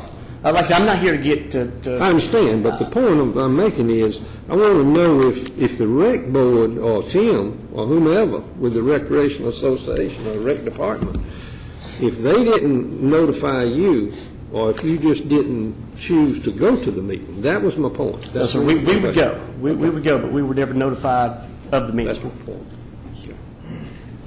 I'm sure I could go on for hours about this, but I know you don't have time. Thank you. Thank you. Can Mount Carmel handle two associations? I mean, what about the time when the fields are allowed? I think Mount Carmel could. I don't know if it would be a conflict, but Mount Carmel right now, there's the old fields by the dog park. You could accommodate at least 4 decent-sized soccer fields. The new addition to the fields, there's 14 new fields. I know there's a couple not being used because the grass hasn't come in fully yet, but there's 14 new fields. You know, we made it with over 800 players with basically the field at the church and Banks Road for a game field. I think it could easily accommodate. I know Fayette County for a while had 2 different associations using their soccer fields. You know, we had spoke with them at one of the Georgia soccer meetings, and, you know, they made it happen. It could happen, but I just don't know if they're, you know, if people are willing to make it happen. You know, we're willing to do or help out whatever we have to. The stuff we're doing up at Patrick Henry, we're paying for. You know, the county's not helping pay for any of it. You know, we're going to do painting if we can. You know, we have to get approval for that. But the Georgia Power, we have to get an electrician to inspect all the boxes and lights before the power's hooked up. You know, we're maintaining the grass and fields ourselves, trimming trees to make it a safer and better looking area. So we're willing to help out. You know, like we told Tim, we'd aerate the fields, cut the grass at one hole apart, whatever we need to do to gain field space for our kids. Thank you, Mr. McCoy. Thank you. All right, we're going to move on back up in the agenda to focus on an appeal hearing regarding Wrecker Services, Corner Lot Towing LLC. That's exhibit number 17 in your book.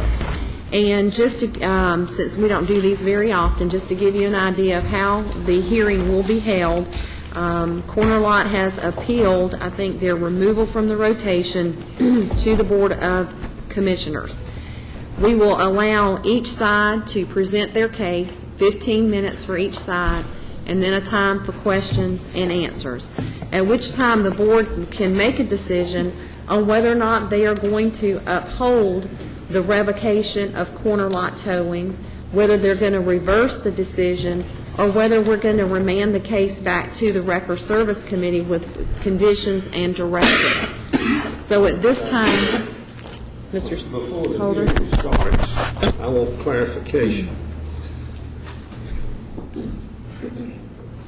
When corner lot first applied, emails started to surface throughout probably to every board member and to various departments within the county that I should not have been allowed to take part in that decision because of my involvement with corner lot.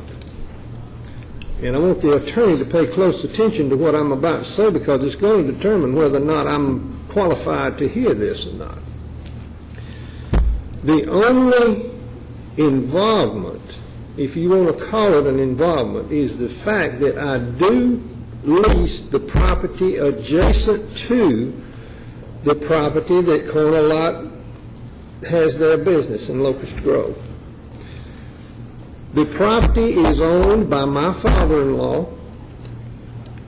I lease the property from my father-in-law as well as does Corner Lot. The secretary in my place, my store, accepts the rent from Corner Lot and gives it directly to my father-in-law. And if that constitutes a conflict, I'm in conflict. Then, in September of last year, there was another hearing on the Wrecker service.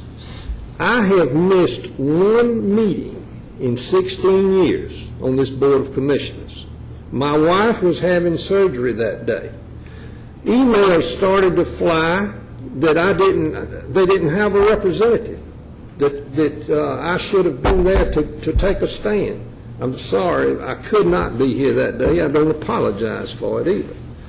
But the point is, am I in conflict or am I not? If I am in have conflict of interest, I will leave before the hearing starts. If I'm not, I will sit here. Well, thank you, Commissioner Holder. I think there could be an appearance of a conflict of interest in that, to whatever extent Corner Lot leases from your father-in-law as a result of attempting to be in compliance with the county's record ordinance, which requires you to have a physical location here in the county. And assuming the outcome of this hearing revokes that status, then arguably Corner Lot would terminate its lease with your father-in-law, which would render him losing a tenant, or if this body upholds the decision of the record committee, then one could argue that your participation influenced the continuation of the lease agreement so that it could benefit your father-in-law financially. So I think that in light of the fact that your father-in-law has a financial interest with the person who's coming before the entity before you today would pose an appearance of a conflict that I would recommend that you recuse yourself from hearing or acting upon this particular matter. With that being the advice of the attorney, then I recuse myself. Mr. Staley? Latanya, me and you talked earlier. The last time we had a record hearing was been several months ago with another record service, and my wife has served on a board with somebody on that particular committee or at that particular record service, and to put myself back in the decision here to be biased one way or the other towards somebody's decision, do you recommend I recuse myself from this vote too? And just for clarity's sake, your wife has a relationship with someone who owns another record company that's not here today, who does business with accounting. And that particular record company is not involved directly with the matter before you today or in the corner lot. There's no indication in the record that that record service has anything to do with the matter before you today that's coming before you with corner lot. I do not believe that there is a conflict of interest such that you should recuse yourself just because your wife has a relationship with someone else who also operates a record service in the I county. agree with that comment. The area of gray for me is could that person actually benefit based upon this decision with the other record service if their territory would actually expand one way or the other? I think that's the area that's the gray area for me. Well, I think it has to be something that's substantial. I guess arguably if you stretch it out, you could argue that, if you voted to uphold the decision to revoke, then perhaps the other record company could gain business. But that's so remote that does not qualify as a conflict of interest. I think you would have to really stretch. There's no indication that the record company with whom your wife has a relationship with, not a business relationship with, I understand. It's not Correct. a business, more of a social relationship. There's no correlation that that record service would receive any extra benefit financially or otherwise as a result of this decision. It's too remote. Too remote. Just wanted to be exposed on it. I thank you for asking the question, though. It's a good question to ask. Anyone else that may have a perceived Reed, you got conflict? something? We want to make sure we give everybody an opportunity. I was concerned we might not have a board left for the hearing at the rate we were going. All right. At this time, we have the record committee, which will make their presentation 15 minutes. We can take question and answers from the board, and then corner lot and their representatives will have the same amount of time for their presentation and questions and answers. Good morning. Good morning, Board, again. I represent the Record Service Committee that consists of Chief Keith Nichols, Chief Bill Lacey, Captain David McCart, and myself, Don Ashley, EMA 911 Director. On May 11th, the Henry County at the administration's offices, we had a due cause hearing in reference to corner lot towing and recovery. The due cause hearing was in reference to violations referenced on Henry County Record Ordinance Section 3-4-332. The Record Service Committee had received information reference the owner of corner lot towing owned a separate business, which was an auto salvage business, reference Butts County Business License 3901. The Butts County business license was registered to Bobby House as the owner and operator, who was also the owner-operator of corner lot towing. During the hearing, Mr. House did indicate that he does own several businesses, which includes a used car dealership, an auto salvage, and a title pond business. If you look at the screen reference to the application that was submitted to Henry County, the section that covers other businesses was omitted.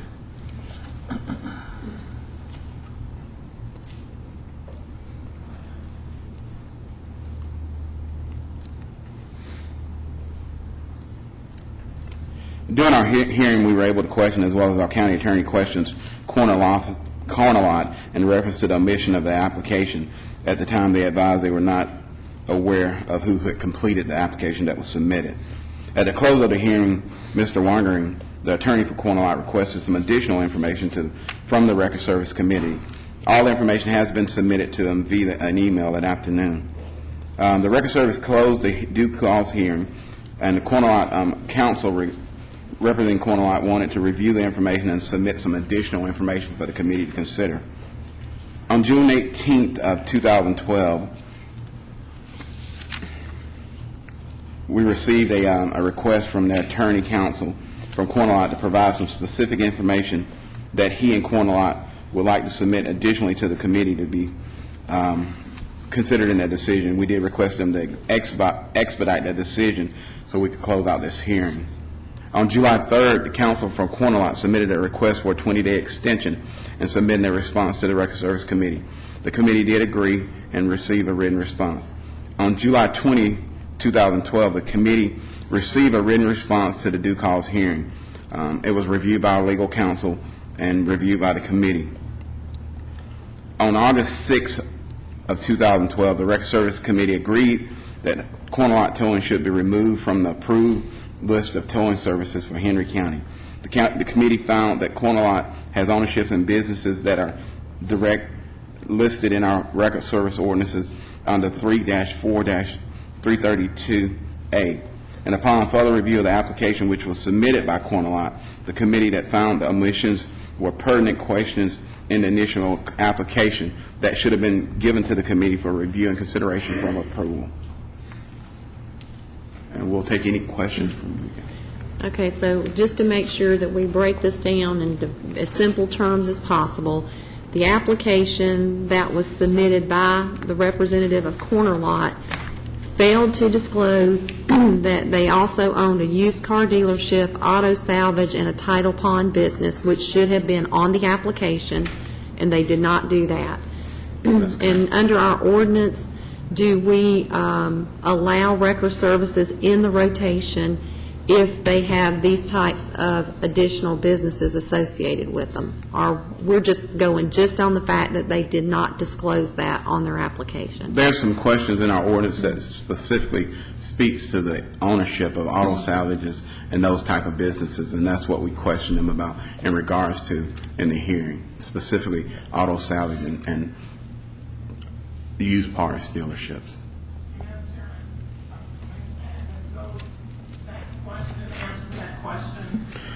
Goes to the eligibility of the applicant, of the person applying. So you have to meet some threshold eligibility standards. And the committee discussed that during the hearing, that the ownership that was disclosed later will have perhaps rendered the applicant ineligible based upon those ownership interests. City Board member have a question for the Record Service Committee? Okay. If not, at this time, did you have anything else that any of you wanted to add to what Don has presented? Okay. At this time, I would like to ask if the representative for Corner Lot would come forward.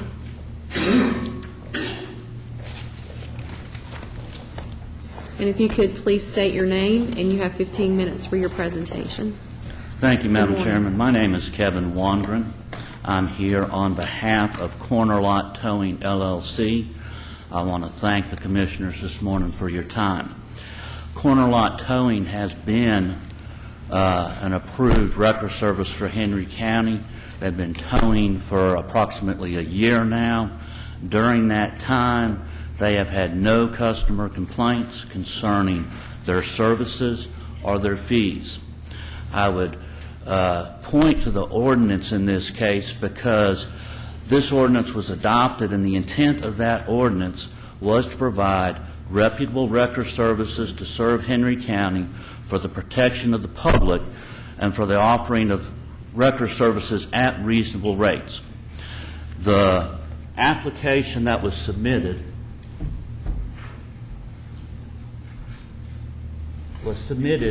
by Corner Lot Towing. Corner Lot Towing is a limited liability company.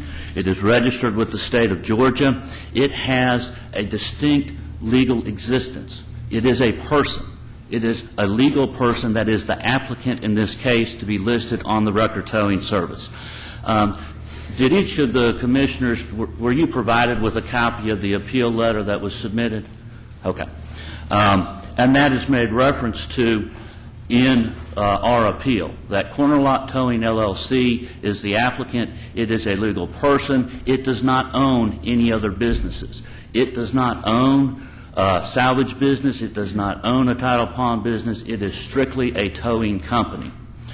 On the application, it was asked whether the applicant, whether you have any other businesses under any other name. Corner Lot Towing does not have any other businesses. It is a sole business. And Mr. House, who is the owner of Corner Lot Towing LLC, has been forthright with the Record Service Committee from the beginning, saying, yes, me personally, individually, I own other businesses, but Corner Lot Towing LLC does not own other businesses. Now, if you look at the actual charge that was brought against Corner Lot Towing, what was alleged by the Record Service Committee was that we had violated, or Corner Lot Towing violated Ordinance 3-4-332A, paren 9. That ordinance specifically provides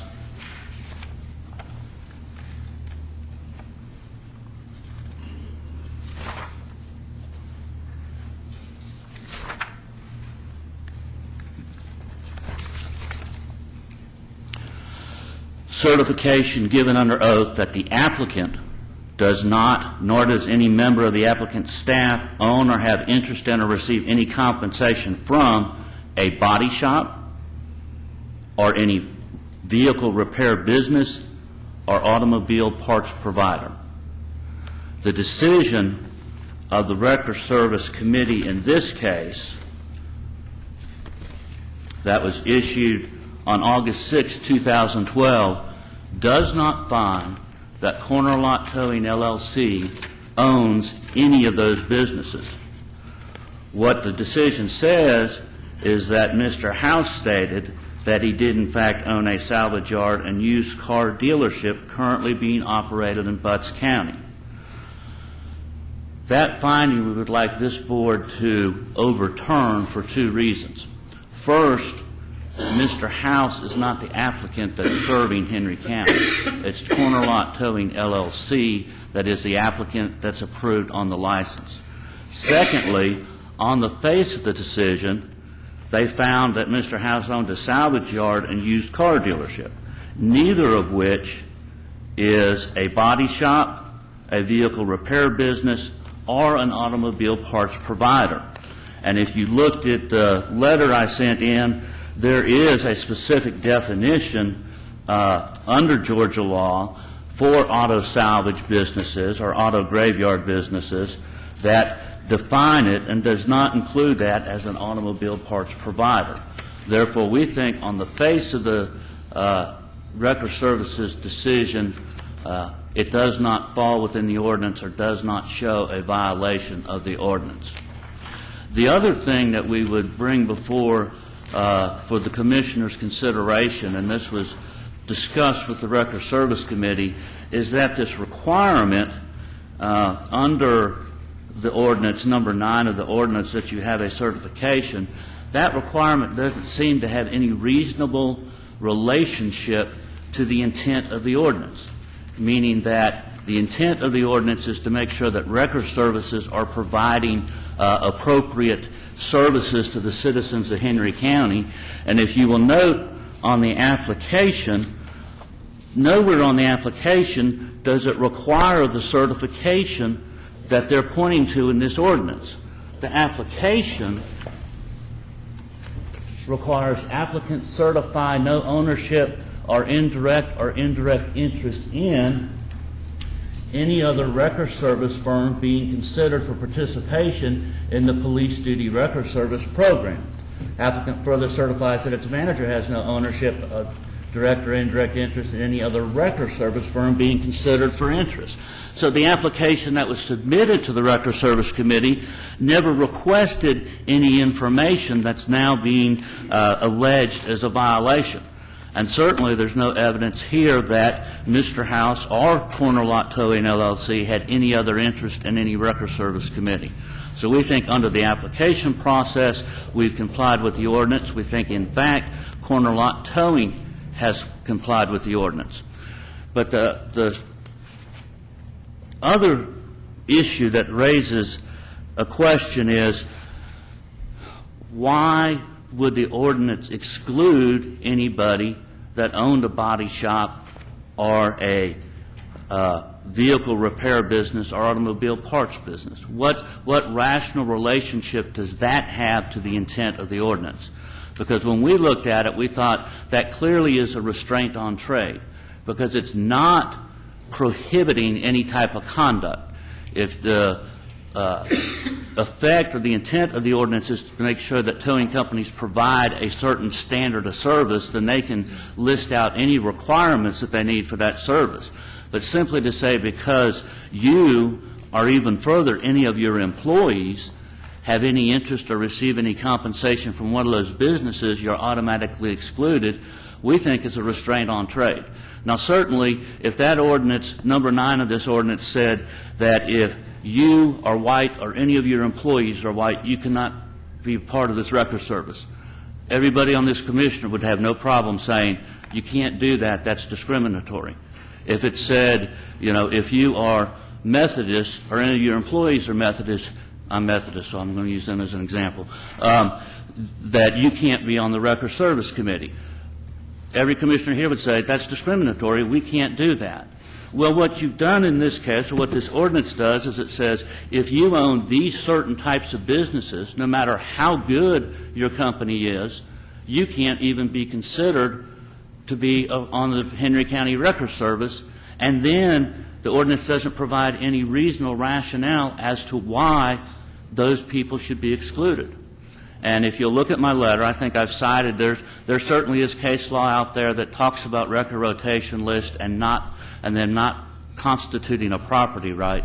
But there are other more recent cases that say, yes, it is a property right, especially like the Henry County program, where you are granting them a license and they have a right to conduct their business.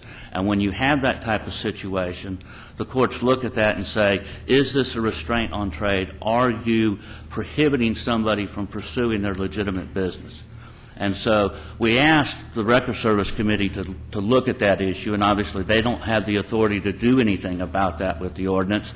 But this body does, and we think that is an issue that needs to be addressed, because it's, as we see it, a discriminatory classification that doesn't relate to what you're trying to do.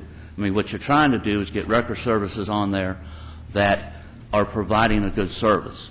And that's what you have in Corner Lot Towing. They've been providing a good service. They've been active here in Henry County. They have employees that are here, live here, work here, and are dependent on Corner Lot Towing in this business for their livelihoods. And so we would ask that you take that into consideration in reviewing the Record Services Committee. Again, what seems to be going on, if you go back to the very beginning of this dispute, is the Record Service Committee received an anonymous complaint. And it was an anonymous complaint saying, hey, we don't think their impound facility is up to par, and we think that maybe they violated this part of the ordinance. That complaint didn't come from a citizen that had used their service. You have record service companies that are looking for technical violations that they then want to have other record service companies kicked off the rotation list, so that there's a greater opportunity for them to get on it. And I think that the commissioners should take a step back and say, what we're looking for is record services that are providing a valuable service to the folks that use them.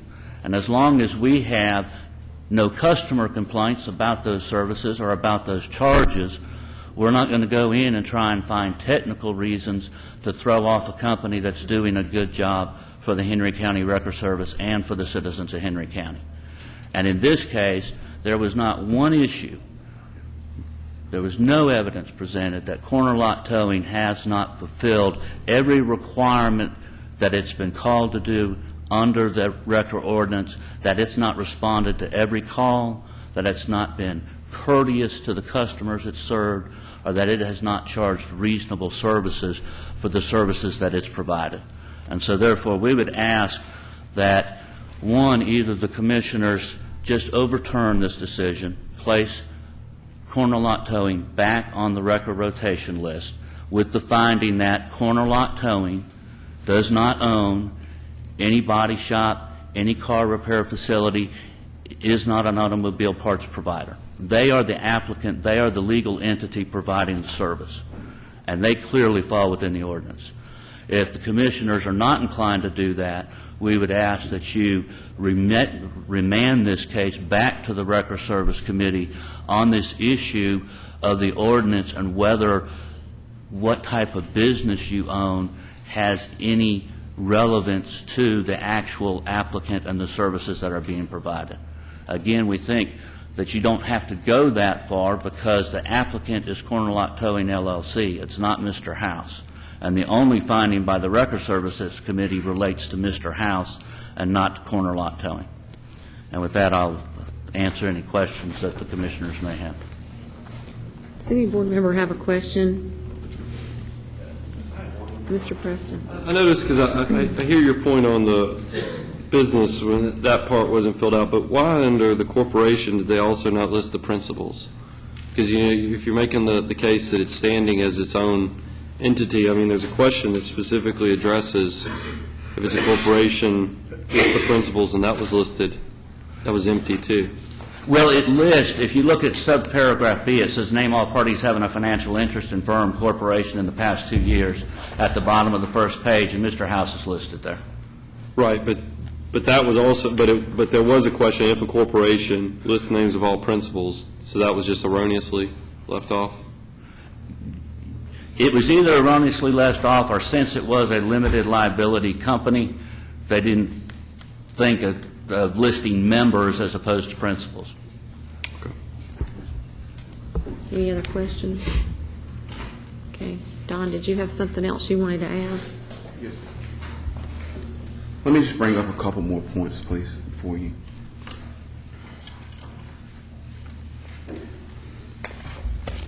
During the hearing, there was some discussion in reference to the application, and Chief Nichols actually questioned Mr. House in reference to it. And his response was he was not aware of it. But he later went on to say that all these businesses operate under one umbrella, which is the umbrella Corner Lot Towing, Corner Lot Incorporated.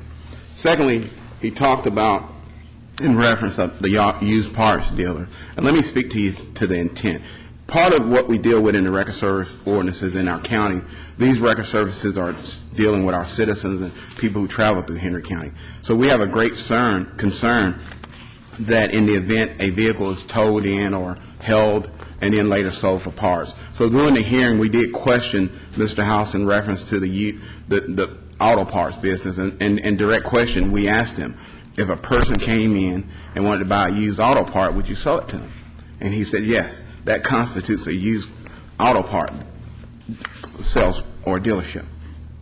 But most importantly, again, I think it's important for us to understand the intent of our ordinance is that we're concerned about our citizens. We're concerned about our community.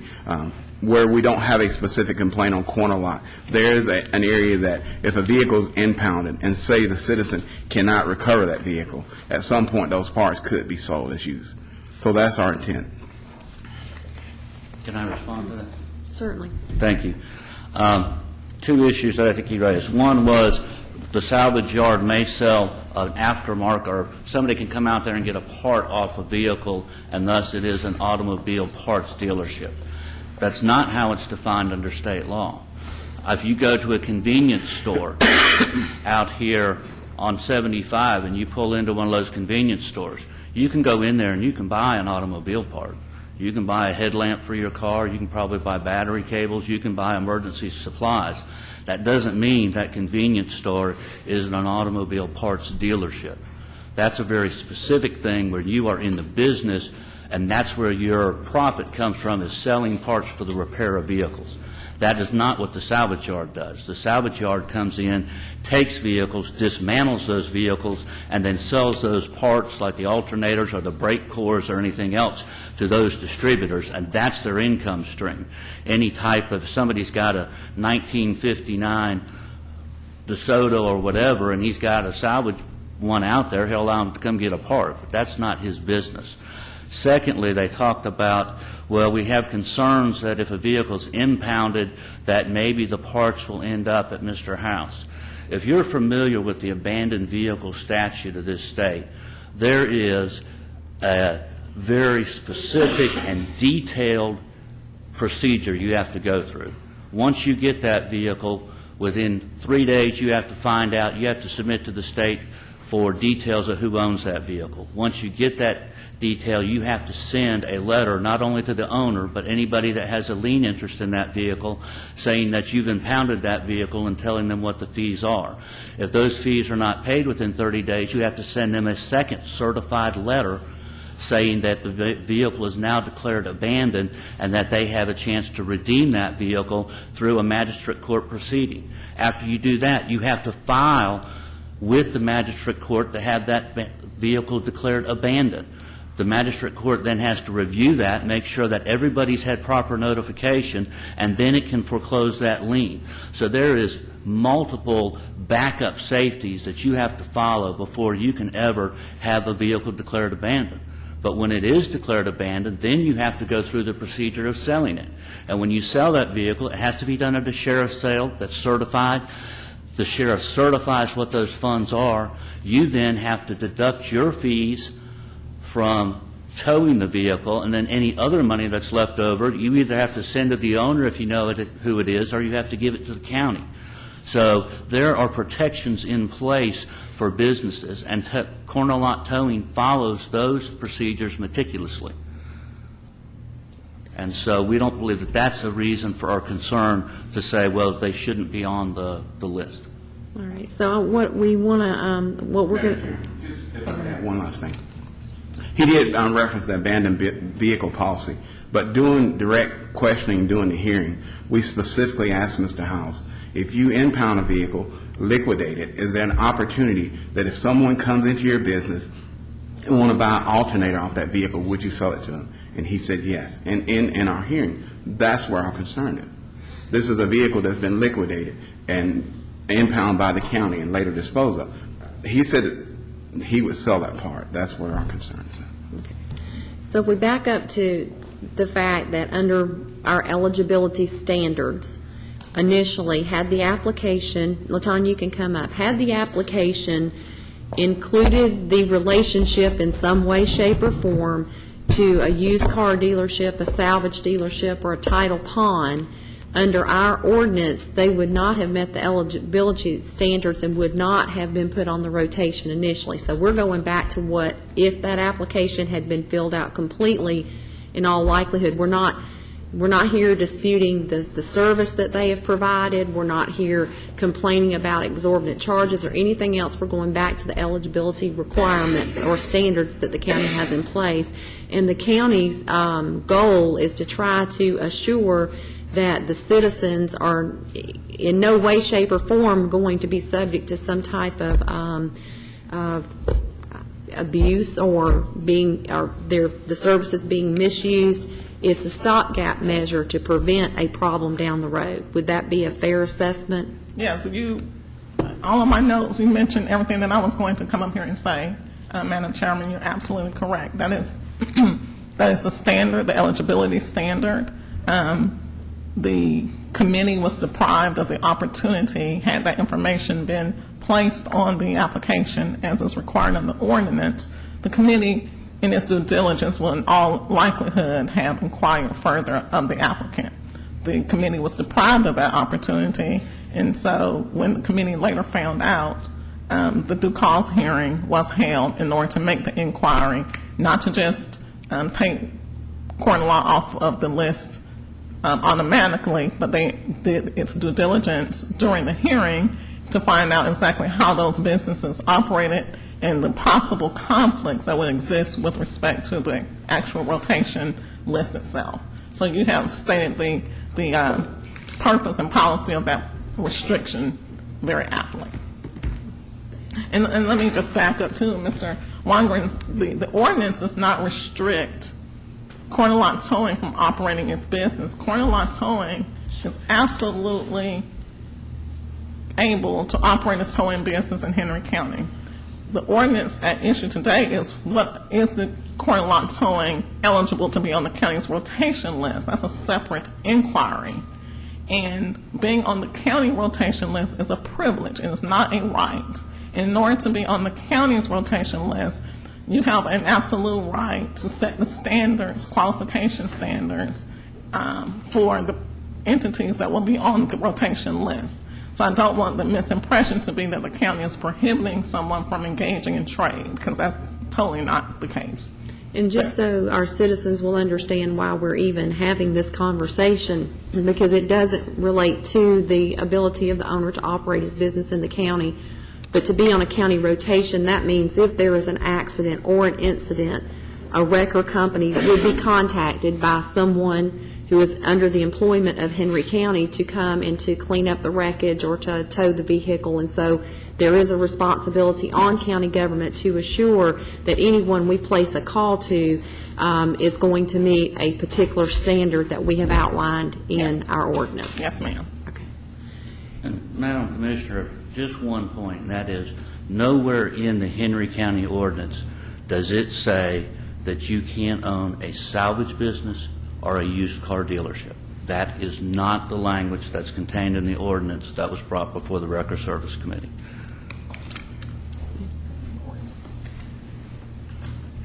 Did someone want to speak to that? We'll place the ordinance provision that dealt with the application standards.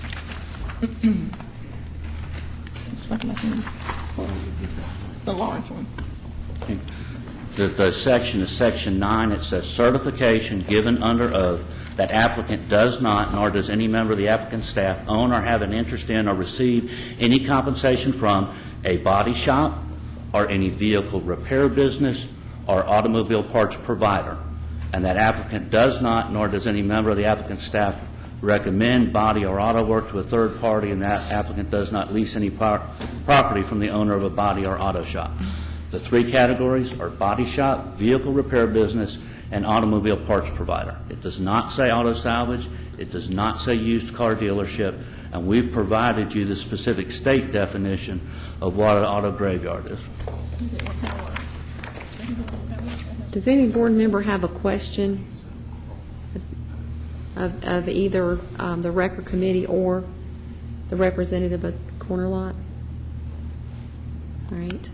If there are no further questions, the instructions to the board are as follows. The board can make three recommendations. You can uphold the August 6, 2012 decision of the Record Services Committee imposing a revocation on corner lot towing. You can reverse the August 6 decision of the Record Service Committee imposing the revocation, and corner lot towing shall be immediately restored to its status as an approved record service, or you may remand the case back to the Record Services Committee with conditions and directives. And with that being stated, I will look to a board member to make a motion. I move that we uphold the Record Committee's findings. We have a motion by Mr. Bowman to uphold the decision of the Record Services Committee imposing the revocation on corner lot towing. Yes, ma'am. Is there a second? We have a second by Mr. Holmes. All in favor of that motion? Motion carries 4-0. Thank you for your time. I appreciate it. Thank you. Mr. County Manager, do you have anything for public session? Ms. County Attorney, anything for public session? No, ma'am. All right, upcoming meetings and events. Tuesday, August 21st, our meeting has been canceled. That is an election day in Henry County, and we encourage our citizens to get out and cast their votes in that election. Monday, September 3rd, all county offices will be closed in observance of the Labor Day holiday. Tuesday, September 4th, the time of the regular meeting has been changed. That's typically a 9 a.m. meeting, but that meeting will be held at 6:30 p.m. Monday, September 15th at 9 a.m., and Tuesday, September 16th at 6:30 p.m. Those are all regular meetings. We do not have an executive session today. We do not have an executive session today. It's a miracle. And if, Mr. Stamey? Just for point of clarification, the contract with AdForce, was that deliberately skipped over, or was that? It's been tabled. That item was tabled. Okay, because it was in my book. I just want to make sure. Yeah, it was not on this morning's final agenda. Mr. Preston had asked that he be allowed some time to review that information more in depth. Gotcha. Thank you. Okay. If there's no further business to come before the board, I will entertain a motion to adjourn. Move to adjourn. Motion by Mr. Stamey. Oh, Mr. Bowman. I just need to make one comment. Tomorrow morning, we're having ribbon cutting at Eagles Landing Parkway, correct? And where on Eagles Landing Parkway? It's on the invitation, but it will be at the Carter's facility, and I can't recall off the top of my head what the address for that is. At the Carter facility? It's near the swamp. That would be near the swamp. For people who are not sure where the Carter's facility is, it's right there near the swamp. Okay. All right, so we have a motion by Mr. Stamey to adjourn. Is there a second? Second. Second by Mr. Bowman. All in favor? Motion carries 5-0. We stand adjourned.